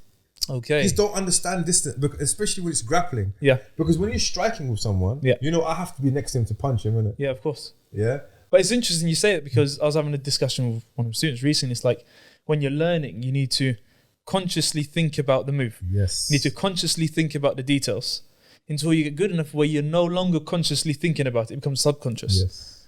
And then in terms of improving your fight IQ, you then need to use your unconscious thoughts and reflexes and add a layer of consciousness to it to then outsmart the person you're fighting against. Yeah. But it's that initial bit of, yes, I'm learning by knowing the technique and thinking, but then you do it without thinking after that. Yeah. And that comes down to feel. Yeah. 100%. You know, if and- you're thinking about it in a fight, you're probably going to lose the fight. Exactly. So you can't be thinking about it. Impossible, man. You can't be thinking about it until, and then when you're doing these things, you need to notice these patterns. And that's when you add the layer of conscious thought again. Like, if I do this, they do that, which means I can do this. But within that point, someone's kicking you. You can't be thinking, okay, they're going to kick me now. I should probably block with this way. It's like they kick you, you block, you defend it, you counter. Very quickly, did that work? Did it not work? And then you keep moving on. You're problem solving on the fly. Exactly. Always. Yeah. Yeah. So it's not like it's like you're learning a language. Or you're programming software. Yeah. You got the hardware, which is your hands and your arms, and your nervous system. But then you got the martial arts is the software that you learn, like in Matrix. Remember, I know Kung Fu, right? Yeah. Don't tell me you haven't watched Matrix. I've watched Matrix. I have watched Matrix. Don't bother with 2 and 3, but watch number 1 definitely. I watched number 1. Do you know, I watched when I was a bit younger, so it was a bit confusing. But I remember when I'm 1 and there was a wicked fight scene between Keanu Reeves and you know. Yeah, it's awesome. But it was good. The whole thing about the he software, plugged in the Kung Fu or whatever martial art it was. Yeah, whatever it was. Yeah. Whatever it was. It was sick though. It was awesome. Yeah. But the bit where he goes like, they load up those CDs, remember, like of how to fly a helicopter or how to. Oh yeah. That's what martial arts is, a software. Yeah. Like Essentially. kickboxing is a software, jiu-jitsu is a software, and that's the thing. When you can program yourself that you can, you know, and then that allows you to problem solve. Then you don't have to think. You just go to that subroutine, the attacking subroutine. Okay, it does it automatically and it just executes. Yeah, no, you're right. You're right. Cool.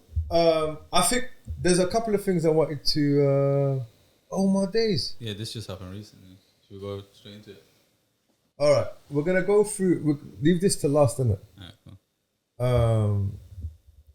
That's mad. Is he okay? Do you know what? We'll go through that. We'll go through it. So I wanted your take on this. So recently, this week, so we do something. We haven't done it in a few episodes, but we do something called like around the campfire. Can you hear Around the campfire? Put the fire on, bro. Oh yeah, I can. Oh, I you hear feel the fire? warm, cozy. Was the marshmallows? Yeah, that's it. You got the sweets here. You want some more tea, bro? Yeah, go on. Hopefully, Imran hasn't caned it, bro. Thank you. Yeah. So Which one do you want to start off from? So there's a few things in the world of boxing. Go on. Quite hard, isn't it? Yeah. So we had Jake Paul fighting Mayweather. Did you watch it? No, Logan Paul. I didn't watch it. Was it Logan Paul? Yeah. Sorry. Yeah, Logan Paul. Yeah, no, I didn't watch it. I didn't watch it either. Yeah. So you're probably asking why we're talking about it. There's a few bits. Yeah. Go on. Because I spoke to Khalid about this. Yeah. He was furious, blood. Yeah. Yeah. I can see why. I just want to. What's your? How do you feel about someone getting? How much did he get from that fight? Bro? Probably like 20. It's 20 million. Around 20 million. So 20 million. That's without sponsors and everything else. And that's without sponsorship. So that's the purse, right? Yeah. So 20 million purse. Yeah. And you've just told me you've had 20. How many? 26, 27. Yeah. So you got peppered with stiff ones from your brother. Yeah. And probably a bit more than And that. a bit more. Yeah. Obviously in training and everything else. Training, all that type of stuff. And then waking up early, going to these, Muay Thai kind of savage tournaments where you're getting elbowed and kneed and all this type of stuff. Yeah. And then seeing something like this, like honestly, how does it feel? Look, It doesn't necessarily have to be a bad thing. it's not a bad. I'm not saying it's a bad thing. I just feel like, you know what? Let me not put words in his mouth. I'm giving you my opinion. Go, give me your opinion. I just So, wanna, the reason why I didn't watch it is because I feel I can't pay any attention to it because I'm feeding into it. right. And it's a frustrating situation. Right, okay. Because I know how hard I've worked or people have worked, fighters from the age of 4 and whatever else. And they're not even getting a tenth of that, even a fraction of it. Yeah. And they've been putting in the work for years and years Does it and hurt your years. feelings, bro? It does just a little bit, No, but it's do you know it's more the fact that these people have been putting work, boxers or whatever. I find it quite disrespectful that boxers like in the past, Billy Joe Saunders and all the other ones, Badu Jack and these great boxers Badu Jack, are on the undercard. Yeah. Was he on the undercard? He was on the undercard to this. No. Badu Jack was on the He was on the undercard and it was a wicked fight, but people don't necessarily know about it. And yes, that's down to marketing, whatever else. But the fact is, it's disrespectful that you have someone like Logan Paul who's had, 2 quotation professional fights. And he's fighting Mayweather. One already. He lost one already. Headlining. To headline a show, that's a privilege. Yeah. You shouldn't be able to be popular and get there. Now, so that's why I didn't pay any attention. Now, can I blame either of them for doing it? No. Yeah. If I was in that situation, would I do it? Probably. But it's the fact that I know... Do you feel like a hater? No, I don't actually. Because you know, it's credit to him. He's done really well in marketing. No, what I mean by this, yeah? Yeah, go on. I mean, there's a part of you feel like a hater. Not that you are a hater. Like, for me, I don't like this. Yeah. Because I've seen people damage themselves, bro. Yeah. Yeah.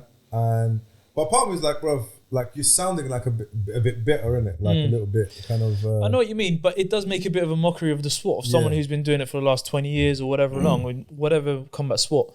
And then you get a guy who just essentially is a YouTuber who's an athlete. He went to, college and university and was doing wrestling and whatever else. So he's an athlete. Well, you're going to consider him a boxer, but then he's gone into the boxing world. Bro, From the flip side, though, they're saying that we're bringing more attention to boxing. No, so that's not true though. So what is? I think you're getting more attention quotation to boxing to watch the YouTuber fight. Yeah, that's what I'm saying. Like people aren't tuning in to watch Badu Jack. They're not. People aren't watching Billy Joel Saunders. That's the thing. I don't agree with that, man. Do you see what I'm saying? I don't agree that people are gonna watch boxing after this fight. If I tune in to watch this fight, you're not gonna watch boxing again. The casual fan, casual. I'm tuned in because I'm a Logan Paul fan, not because I'm a Mayweather fan. Yeah. So you're going to follow Logan Paul when he fights. Yeah. So how's that bringing attention to boxing? Because he's not really showcasing. Understand, innit? I don't think so. I know that's the common argument, but I don't think Logan Paul is showcasing any fantastic boxing skill. Yeah, 100%. So I just mean it's like, for example, then they kind of come from the angle of if he can do it, then anyone can do it, kind of a thing. If you just work hard, you can get there. I'm not saying he hasn't worked hard to get where he is now. Do you understand? But there's a certain marketing element here. Yeah. Do you understand? He's wearing the Rocky Balboa shorts.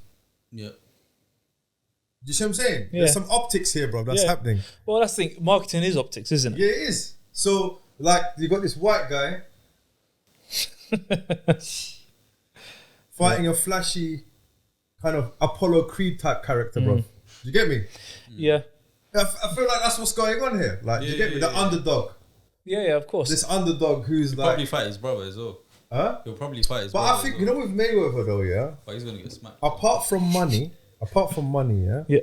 Like, I listened to I didn't watch the fight, but I listened to the press conference. Yeah? And he said something and I was like, you know what? I kind of rate that, bro. Because what he said was, the most important thing for me this week is not this fight. It's that my daughter's graduating high school. That's good. So I was like, for him, it's light work, bro. Yeah, like, of course. He's not not even even concerned about it. train every day. He goes, I don't even train. But why would he? Exactly. Why Does it would need he? to? Yeah. He's there for the cash. Huh? He's there for the cash. Yeah, he goes, I want generational wealth. I want all this type of stuff, yeah? So I'm like, in my head, I'm like, if you want generational wealth, don't spend 500 million on whatever. Do you understand? Like, if you really want generational wealth, don't floss your money every 2 seconds and... You know what I'm saying, bro? Like, there's other ways that you can... Of course. But who knows how... Maybe it's just for show. Who knows, yeah? But I just feel like... I don't know about... I just feel like... So I mean, that's the thing. I can't blame him for doing it. No, but if you look at it purely financially... Yeah. It's a great marketing... It's a great business decision. He's going in to fight someone who's not even a threat and making 100 million. Yeah. Or however much he made. He said he made 30 million just from his shorts. There you go. That's crazy, man. So you can't blame the guy. The guy did like I remember listening to Habib's conference. He goes, I fight for legacy. Yeah. I don't fight for money. Yeah. It's different, isn't it? Different You see what I'm mindset. saying? Yeah. Completely different mindset. But there was a quote from Mayweather saying legacy's not going to feed my children. Yeah, but... Which is, again, another fair point. Yes, but... For using his word, he said that he done a legal robbery. Because... Well, essentially it is, See what isn't I'm it? saying? There was Who's he robbing though? He robbed everyone for watching. He actually You did. see what I'm saying? But I didn't watch And it. it was But- $50 or something Can I like say that. something? Wait for that, On the bro. record, I would have illegally streamed it, bro. Yeah. I didn't, but I would. No, I'm No joking. comment. I wouldn't even watch it, bro. Yeah, I didn't watch it either. But then his brother is now fighting Woodley. Woodley. Woodley's gonna. I reckon he's gonna smack him up. Do you think? Can I ask you a question though? Do you think Go on. that this is the conversation that happened before the fight, Mayweather and Jake Paul? What's his name? Logan Paul. Which one? Yeah. Last one, Logan, the one who fought Mayweather, yeah? Do you think this is what happened? Do you remember Rocky 6? When Rocky fought the other boxer? Rocky 6, is that the one where he has a son who's all grown up and he's not talking to him? Yeah. What's it with his emo kids, yeah?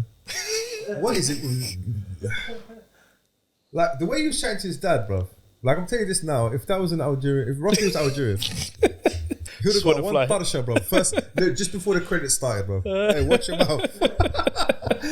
But like, what else? Do you reckon this is what happened? Do you reckon Mayweather said to him, "Listen, let's give them a show, yeah, but pipe down, innit? You throw some." Do you know what I'm saying? I wouldn't be surprised if they had a conversation. I think it was almost like What are you talking about, Logan's? like not choreographed, but more kind of like. Do you know what it is? I think like Mayweather. You're not gonna beat me. Of course like, not. You're not gonna beat Mayweather. Yeah. It's not gonna happen. Yeah. Mayweather, if they woke him up from a nap, literally, yeah. You know, like those naps when you had a fat meal, and you're like, wake up, you got to fight Logan Paul. Yeah. Yeah. He would still beat him, bro. He would. Yeah. What do you think about this? Yeah, I'm gonna show you quickly. Was this a takedown? Look at his legs. Oh my days. Because they basically A takedown. Like, Wrong not sport, takedown my as guy. in a KO. A knockout. Knockout. But he held him. They say that basically he's held him up. Because I think, I'm not too sure, but there might be like a thing I where don't if know, he gets man. knocked out, then Doesn't he look get like the- it, to be honest. You reckon? No, it doesn't look like it. Then there's that guy. What do you reckon? I don't know, bro. I don't know. Yeah, I don't think. Do you know what it is? I think Floyd Mayweather is so good he doesn't need to have that conversation. He was toying with him. Again, I haven't seen it. But no. What I mean by this is, it's okay. It was more like because think about the rules, yeah. Yeah. There were no judges. Yeah, There were no points. of course. Knockouts were allowed. Mhm. So what would it was an exhibition fight, exhibition, innit? yeah. So The longer it goes, the better it is for both of them. yeah, but I think Mayweather lost this, bro. Yeah. Yeah, Well, PR wise, I reckon as well. PR wise, he did. he lost. But then he made money, and that's what he's done it for. Yeah, but if he dominated him, I feel like I haven't watched it, but from people's that talk, they said the first round it was obviously he's tiring him out and stuff, innit? So the guy was throwing punches and all this type of stuff. I probably should watch it before I make any comments. But yeah. I'm saying like, I mean, from what I was told, is Yeah. that Logan won because he lasted 8 rounds. yeah. Yeah. But then the caveat to that was he didn't do much within the 8 rounds anyway.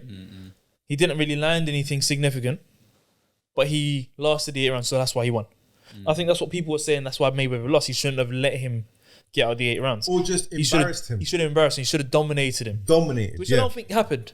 So But I think Mayweather was like, I'm 50, bro. Well, how old is he, man? How old is Mayweather? He's probably like 50 or so. Man had a he's fresh... 40 something. 48, I think. Yeah, He's a grandfather, bro. yeah. And he just had that hair transplant. Didn't want to... Did you see that hair transplant he had, bro? Sorry, yeah. And the beard transplant as well. I was wondering why he was growing his hair back. I was Yeah, like, because I was like, that you don't doesn't- really grow your hair back at 44 that years age. old. 44, he's young, bro. Bro, yeah, 44. You know Logan, his But not background's Hopkins wrestling, you know that, until, yeah? huh? Yeah, he's a His wrestler. background's wrestling. Don't listen. Apparently, he's a good wrestler. But yeah, apparently he is. Who said that, bro? DC. Daniel Cormier is a legit wrestler. No. Bruv, I want to see the interview. You said he's a good wrestler. But he probably said that for show as well. Yeah, He could be. maybe. But Hype he's a up the- pundit, yeah. Did he say he was a good wrestler? I saw him wrestling, and he done. No, he said he wrestled at a good level in college. Yeah, but that's okay. In college or high school? College. I'm quite certain it was college. Yeah, college. I'll Google that, bro. Because college is quite high level. Exactly. Okay, I'll give him that. But this boxing though, so I don't know, man. Maybe I'm just an old fogey, innit? And I can't stand it when people say, "I hate, bro." Why am I hate? I don't care about him, bro. I just fight.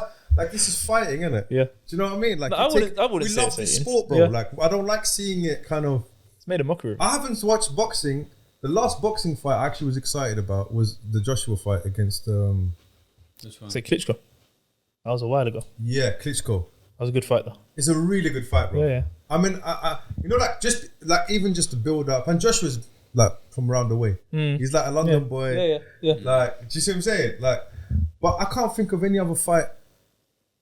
Before that, it would have been a Mike Tyson fight. I'm old enough to remember watching him. So Yeah, he wrestled in Ohio University. In ooh, That's a Ohio good State, uni, isn't it? Yeah. Ohio It State's was actually, that's what I've heard as well. He's actually pretty good. Yeah, but no. There's. I wrestled at Ohio State. I was in the room. But you know what I mean? Yeah, like, yeah, because brother, who wrote that? Generally, like That's true. Like, I'm not saying he's not. I mean, a I good don't know wrestler. what he's won. I don't know. I'm not saying he's not, but I'm saying okay. He went to Ohio State. He was in the room. Paolo Costa. He what? This guy. I saw that video went viral actually, but I mean, I wouldn't consider Paulo Costa a wrestler, Well, but he was throwing around Paulo Costa in that video I saw. He's a jiu-jitsu guy though. Costa's not a wrestler. Costa's not a wrestler. No, yeah, but it's Costa. Jiu-Jitsu, man. Is he a jiu-jitsu guy though? Yeah, bro. I don't even think he's a jiu-jitsu guy. He's got a black belt in jiu-jitsu, I think. Does he? Because Adesanya was taking a mick out of him, wasn't he? Yeah, he must be half decent, isn't it? Like, I don't think. I'm not saying he's not I feel like decent. you're just. Am I hate? You're hating on him, bro. No, but bro, I'm gonna tell you this. Now. Next time Khalid's down, I want you to say this with the same energy, yeah? Just No, I tell can't him say it to Khalid, that though. Logan Paul is a good fighter, bro. Because he's gonna smash me. No. Because like that, people take it personal, bro. What do you say that? Yeah. Go Understand? to any UFC fight and say, you know, Logan Paul's a pretty good fighter, bro. Yeah, no, that's Like just, they're gonna take it personal, Of course. bro. They'll be like, I'm not what? saying fight, but it means depends on what you mean by fighter. Like, I'm talking about wrestling. Will you bash every single person in No, this room I'm up? not- I'm Probably saying- not this guy, but maybe. see, I wouldn't three of us. consider him a fighter at all. Yeah, there you go. I mean, wrestling wise. How do you Okay. think you deal That's with what it? I'm saying. How would I do with Like in the kickbox, like in the boxing thing. in a boxing fight? Yeah. So you've been boxing for what? Yeah, I mean, Kickboxing for. I think I do. I mean, he's from his dimension. I think he's 6'2". So that would be your weight category, right? Nah. He's No, heavy, isn't he was shy of 200 pounds, right? Yeah. So what? Which What do you is fight at? 70. So how many lightweight. pounds is that? That's 155. Oh, okay. But he could probably cut to 155. No. 170. He probably do 170, 185. Probably 170, 185, and that'll be absolutely fine. You just need to get on the inside. Basically, you need to negate the distance. Yeah. Against someone who's good, they did have a good jab to maintain and manage the range, but it didn't look like from the snippets I saw he had a good jab. But he was fighting Mayweather. He was fighting Mayweather. yeah. But then realistically, against someone who is shorter than you, as the person with the long range, you should be able to keep them away. Yeah. In a sense, he should have been controlling the center of the ring. Yeah. Mayweather should have been going to him. But that wasn't the Mayweather case. was playing, bro. That's the thing. Okay, let me ask you another question. This is an Go on. interesting one. Full 12 rounds with anyone on the undercard. What do you mean? So apart from it, take Mayweather out. Yeah. Yeah. But bring up the undercard of that Mayweather fight. Never won, yeah. Yeah. Because if you look at it, okay, so you said to me in the beginning, Yeah. if you fought on a main card, like you got the number one who's just starting, right? Yeah. And the number two and number three. Yeah. Do you understand? Yeah. How would he fare in a fight like that? Logan Paul. How would Logan Paul fare? Against Fighting someone full, like proper, everything is with judges and all that type of stuff. Yeah. With someone on the undercard that's had. I don't know who's on the undercard, but I'd like to think everyone on the undercard is going to beat him, knock him out. You reckon? That's what I'd like to think. Yeah. Oh wait, Because Badou Jack, but it's not even a. Because the thing is, I'm talking about like someone who's had maybe 40 fights or 30 fights. So everyone on the undercard It is. are a professional in some capacity. Yeah. In boxing, it's slightly different. It's that you go for the amateur ranks, get your hundreds or however many fights, then you're 0-0. Yeah. You then fight 4 rounds, I think it is, and then you do a 6-rounder. When you're pro. When you're pro, yeah. okay. That's how they build them up. They do like an area champion, and then you go a bit. So basically, you don't do 12 rounds straight away. Right. Okay. I think it's 4 rounds. 4 rounds, maybe 6 rounds, 8 rounds, then 10 rounds, then 12 rounds for a world title. But everyone of like Lomachenko, for example, he's 0-0, right? Well, he was 0-0 as a professional boxer. He was, What do you mean? Oh no. as in when he first started to turn over from being amateur. Sorry, when he first started. Okay. Right. When he first started his pro career. Right. Okay. But he's had how many Lomachenko, hundreds? sorry. Lomachenko, so yeah. Vasily Lomachenko. How many hundreds of fights did he have as an before. amateur? Yeah. Oh, I see what you're saying. I understand. So all these pro fighters, although they may have like 1-0, Yeah, or but they've 2-0, fought 300 times or whatever. Exactly. Whatever, like amateur. Yeah. Oh, I see what you're saying. whereas he's got no amateur pedigree at all. Yeah. Oh, I see what you're saying. Yeah. It's only the guys Like, how many fights did you have in a ring Yeah. with judges exactly. and a ref? Yeah. full training camp. Yeah. Before you were let loose. Yeah. Oh, that's quite a good point actually. In terms of boxing in particular, there aren't many of the elite who didn't go through that process. You got Anthony Joshua, who started quite late. You've got Dylan White, who was actually a Muay Thai fighter initially. So you reckon Joshua started late? Yeah. Yeah, He started late. He was 18-ish. Okay, so that's late. Yeah, it 'Cause was he late. I think he came out of prison and then Yeah, I think he was initially in. I think he was up north somewhere. I think, and then he got sent down to Watford to live with his cousin or brother or something like that. Then he went down to Finchley Boxing Club, and then they essentially took him in. Okay. likewise with thing as well. What's that guy's name? The one puncher. Wilder. Wilder started late. I think within 3 years of him doing boxing, he was in the Olympics. Who, Wilder? Wilder was in the Olympics? Yeah. Oh, okay, I didn't know that, man. Yeah. So it's... How old is Wilder? Your age, right? No, he's old. He ghosted though. Yeah. He after that fight with Tyson Fury, he ghosted. I haven't seen one interview with him. No, he hasn't had many. He's meant to be fighting again, though. Well, though, Yeah. I think she's So not that's the well thing. or something. Like, He didn't even want to be a boxer. If I remember his story correctly, he just wanted to earn some money. So he was actually going to go into boxing to become like a journeyman sort of thing. And he was knocking everyone out. So then they helped him out, got him some fights. I like Wilder though. You know, There's something about him, man. His daughter has spinal bifida. That's it. I know she's not well. Yeah. So he's doing it all for her, and he's an intense character. But I remember I saw that. Do you see that thing where some guy tried to diss his daughter inside the gym? Yeah, he could have killed the guy, bro. Yeah. He was a YouTuber, right? Yeah, it was just a random nobody. He wasn't a fighter. He was a guy that goes around winding people up. Yeah. He was like a YouTuber or something. Yeah. Wrong gym, bro. Yeah. So okay, what's the undercard on that? So on one of them you have so this fight 3, obviously going down from after Floyd. Okay, yeah. Got Badu Jack. I think he was also on the Mike Tyson one exhibition. Badu Jack. He was, right? I think he was. Yeah, he was. Yeah. And that was versus Roy Jones. But I guess with Roy Jones and Tyson, you can sort of give him a little bit of, pro fighters. Two bro, pro, like exactly. legends, It makes by the sense. way. Yeah. I would watch That's that. a respect thing, and isn't I want to watch it. Yeah. Do you understand what I'm saying? Yeah. Like, okay, who's the other guy? Colina or something? Oh, the one that with Badu Jack. David Colina. Who Is he it though? Collins, is it? I can't even see.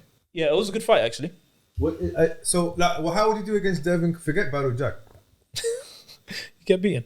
That's what I'm saying. Knocked out within the first round, 2 rounds so maybe. I'm saying this is the thing, bro. Yeah. Like Who else is people there? are just getting it twisted a little bit. Yeah, So he could have a chance against these guys because these guys are essentially 2 NFL players who aren't boxers. yeah. So that's a different thing. That's it, exactly. Yeah, it's a They're completely not different thing. boxers. Yeah, exactly. I don't know, man. So now they're even doing this TikTok thing. I don't know, TikTok and YouTube. Have you heard about this? No, I haven't. Like it's becoming. So they get. So this is what you said. This is what they mean about bringing eyes to boxing. Yeah. Go on. Well, what's this? So they're saying that so they're getting all the basically top YouTubers versus the top TikTokers. So it's basically because obviously they've got a lot of views and whatnot, so it's going to bring in a lot of people, a lot of money, obviously. So then this is kind of the undercard. So it's literally there's going to be no like professional, actual proper fighters. It's just going to be them. So what's the rule set on this? Did they say? I have no idea. It doesn't matter. Yeah. Like, who are these people? Well, let's see if you can. You know any of these I guys? don't think I do, to be, but we'll see. Let's go. Tanner Like, Fox. Full screen it, bro.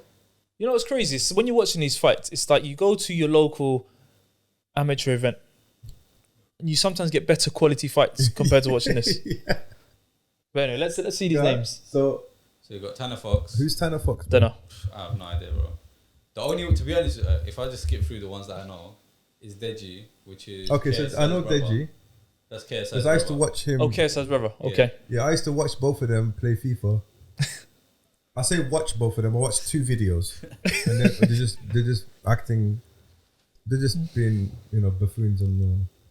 Okay. Okay, but apparently he's got pet like quote unquote. He's apparently quite good. He's the one that when he was fighting Jake Paul was the one who actually like tired Jake Paul out the most. But his brother was basically saying that he wasn't taking it seriously. But who's Jake Paul though? Okay, let's carry on. That's another story. Carry on. But he was basically saying that if Deji actually took it serious, he would have actually beat Jake Paul, and then he wouldn't have gone on to fight all these other people. Right. Okay. Then you got Anderson Gibb, which is a Saudi guy. He got knocked out by Jake Paul as well. Okay. And the only other one that I actually know is So this Austin. is this. So you know, this is their YouTube names, yeah. No, Anderson possibly, Gibb yeah. is their juicy, Yeah, possibly. and then this guy like Ryland Storms. Yeah, this is another generation, bro. This is not. Yeah, your I don't know generation. any of them, to be honest. Yeah, Alhamdulillah, it's not my generation, bro. but then yeah. What would be the equivalent in the 90s of this? I'm just trying to think. No idea. You get It's maybe like Jimmy footballers. Savile fighting Rob Footballers? Paris or something, bro. Yeah, yeah. Or footballers. Yeah, Footballers having a fight, Stop, why I basically. picked those two for, bro? Why did I pick the two pedophiles, bro? What?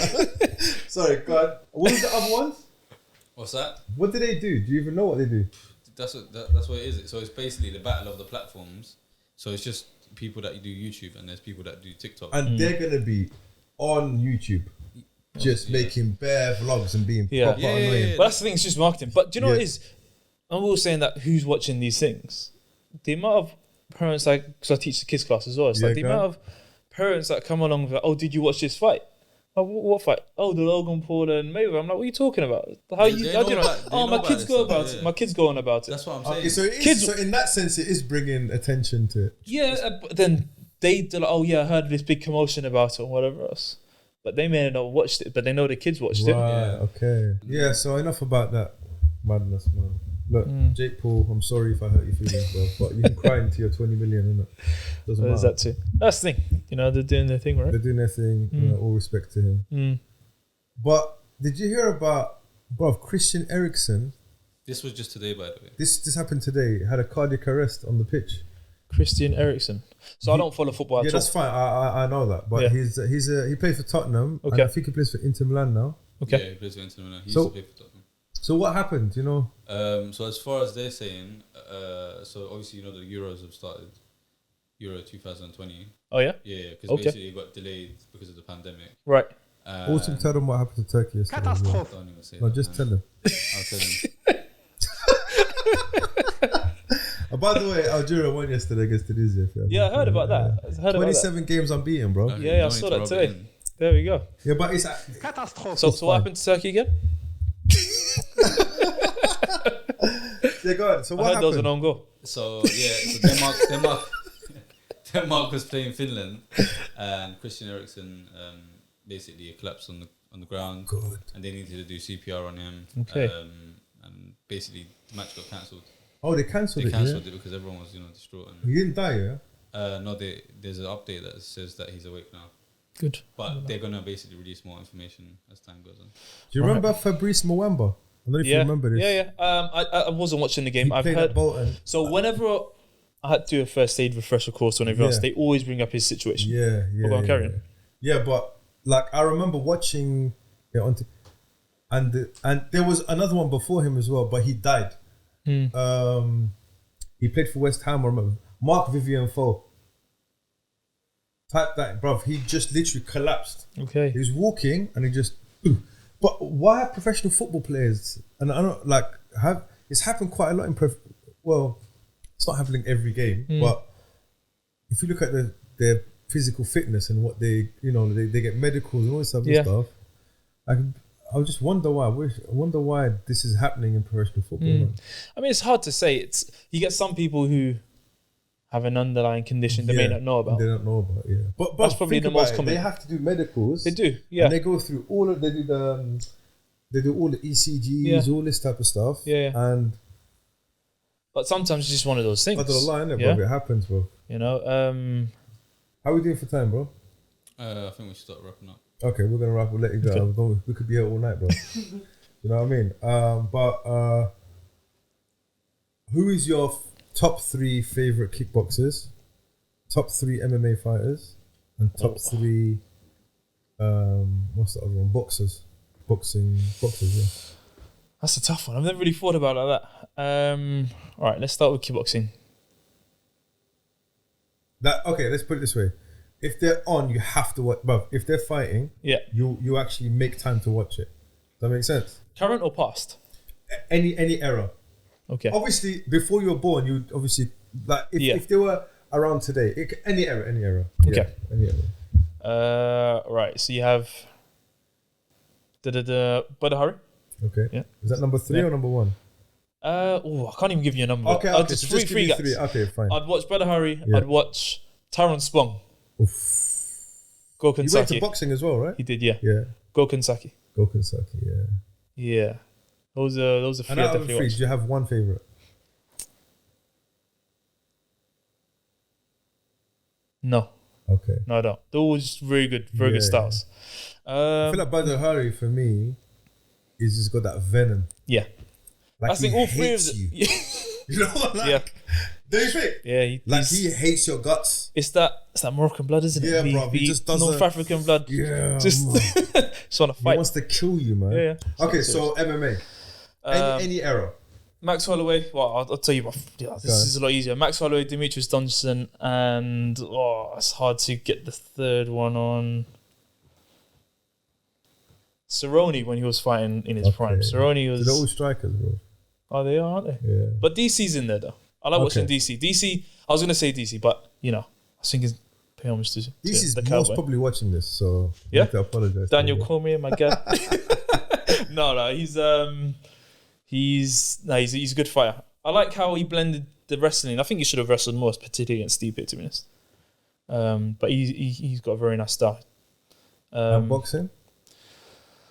Oh, that's a harder one.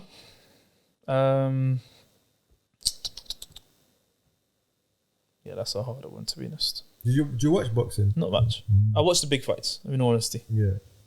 What Prince Nassim? Prince Nassim was good. His son's fighting soon. Yeah. He's turning over to pro. Yeah, he's fighting soon. So Prince Nassim was good. Chris Eubank.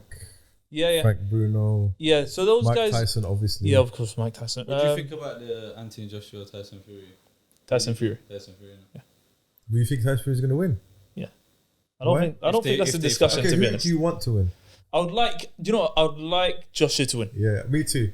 I'd like Joshua to win, but I don't think he's going to beat him. That's a lot. I think He's improved a lot though. everyone wants AJ to win, but they beat. Yeah, he has improved a lot. He's You improved reckon? a lot. I'm actually worried about it. Like, I want AJ to win. Yeah, but I don't. I worry for him, bro. Yeah, I think But I can't put my finger on it. I'm not like a boxing Fury's kind of nerd, yeah? Huh? Fury's slick. Fury's been boxing since the age of 4. Joshua started really late. There's some things that Fury, he has the technical prowess to outbox Joshua, and I Do you don't reckon think. his size as well, like his And there's a reach? side. So he's not only is he. Has he fought anyone? Has Joshua fought anyone with longer reach than him? Because Joshua's quite Say cool Klitschko? himself. Was Klitschko? Klitschko, right? Yeah. Yeah, and that didn't go down very easy. Although he beat him. But I think Fury is going to beat him. Then the other boxers, so yeah, you got Nassim, Prince Nassim, Muhammad Ali. I watch a lot of his montages and videos. People sleep on him as well because they only watch they know Muhammad Ali. Some people know him just from his Political stuff. Yeah. Barakallahu fik, Yusuf. Thank you very much for coming out, taking the time out. You hear that quite often. If you want to know anything about Yusuf Ali Taleb, go to, I'm not going to say www. I don't know why people still do that, but yusufalitaleb.com. We're going to put it in the description. Yeah.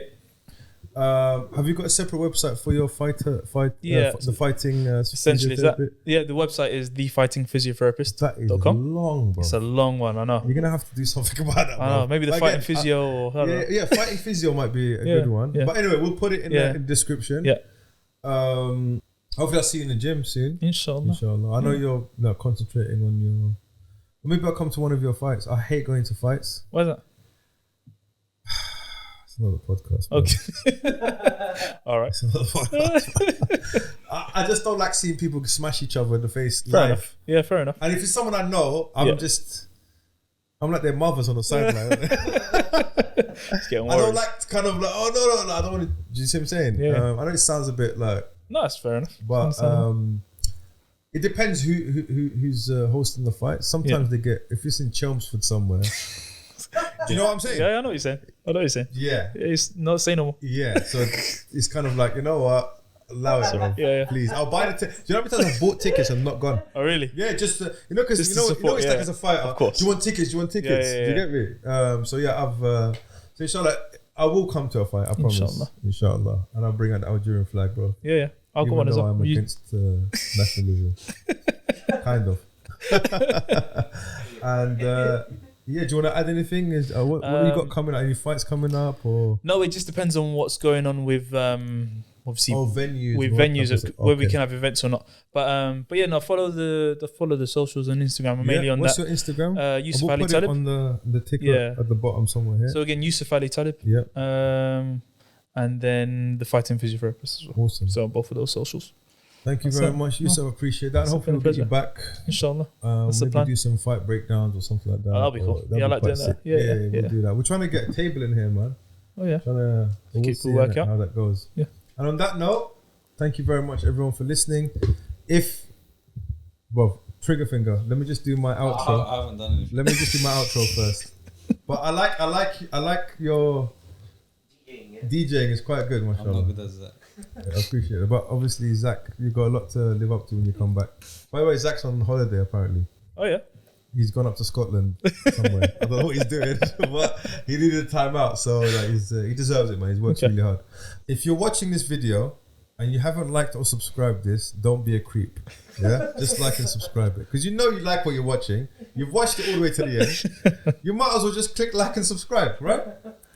And if you are, you're on a long journey or you're jogging or you're at the gym and you want to listen to it, you can go on Spotify, Google Podcasts and Apple Podcasts and probably a lot of those other platforms that aggregate podcasts. And yeah, so we'll see you in the next one. Thank you very much.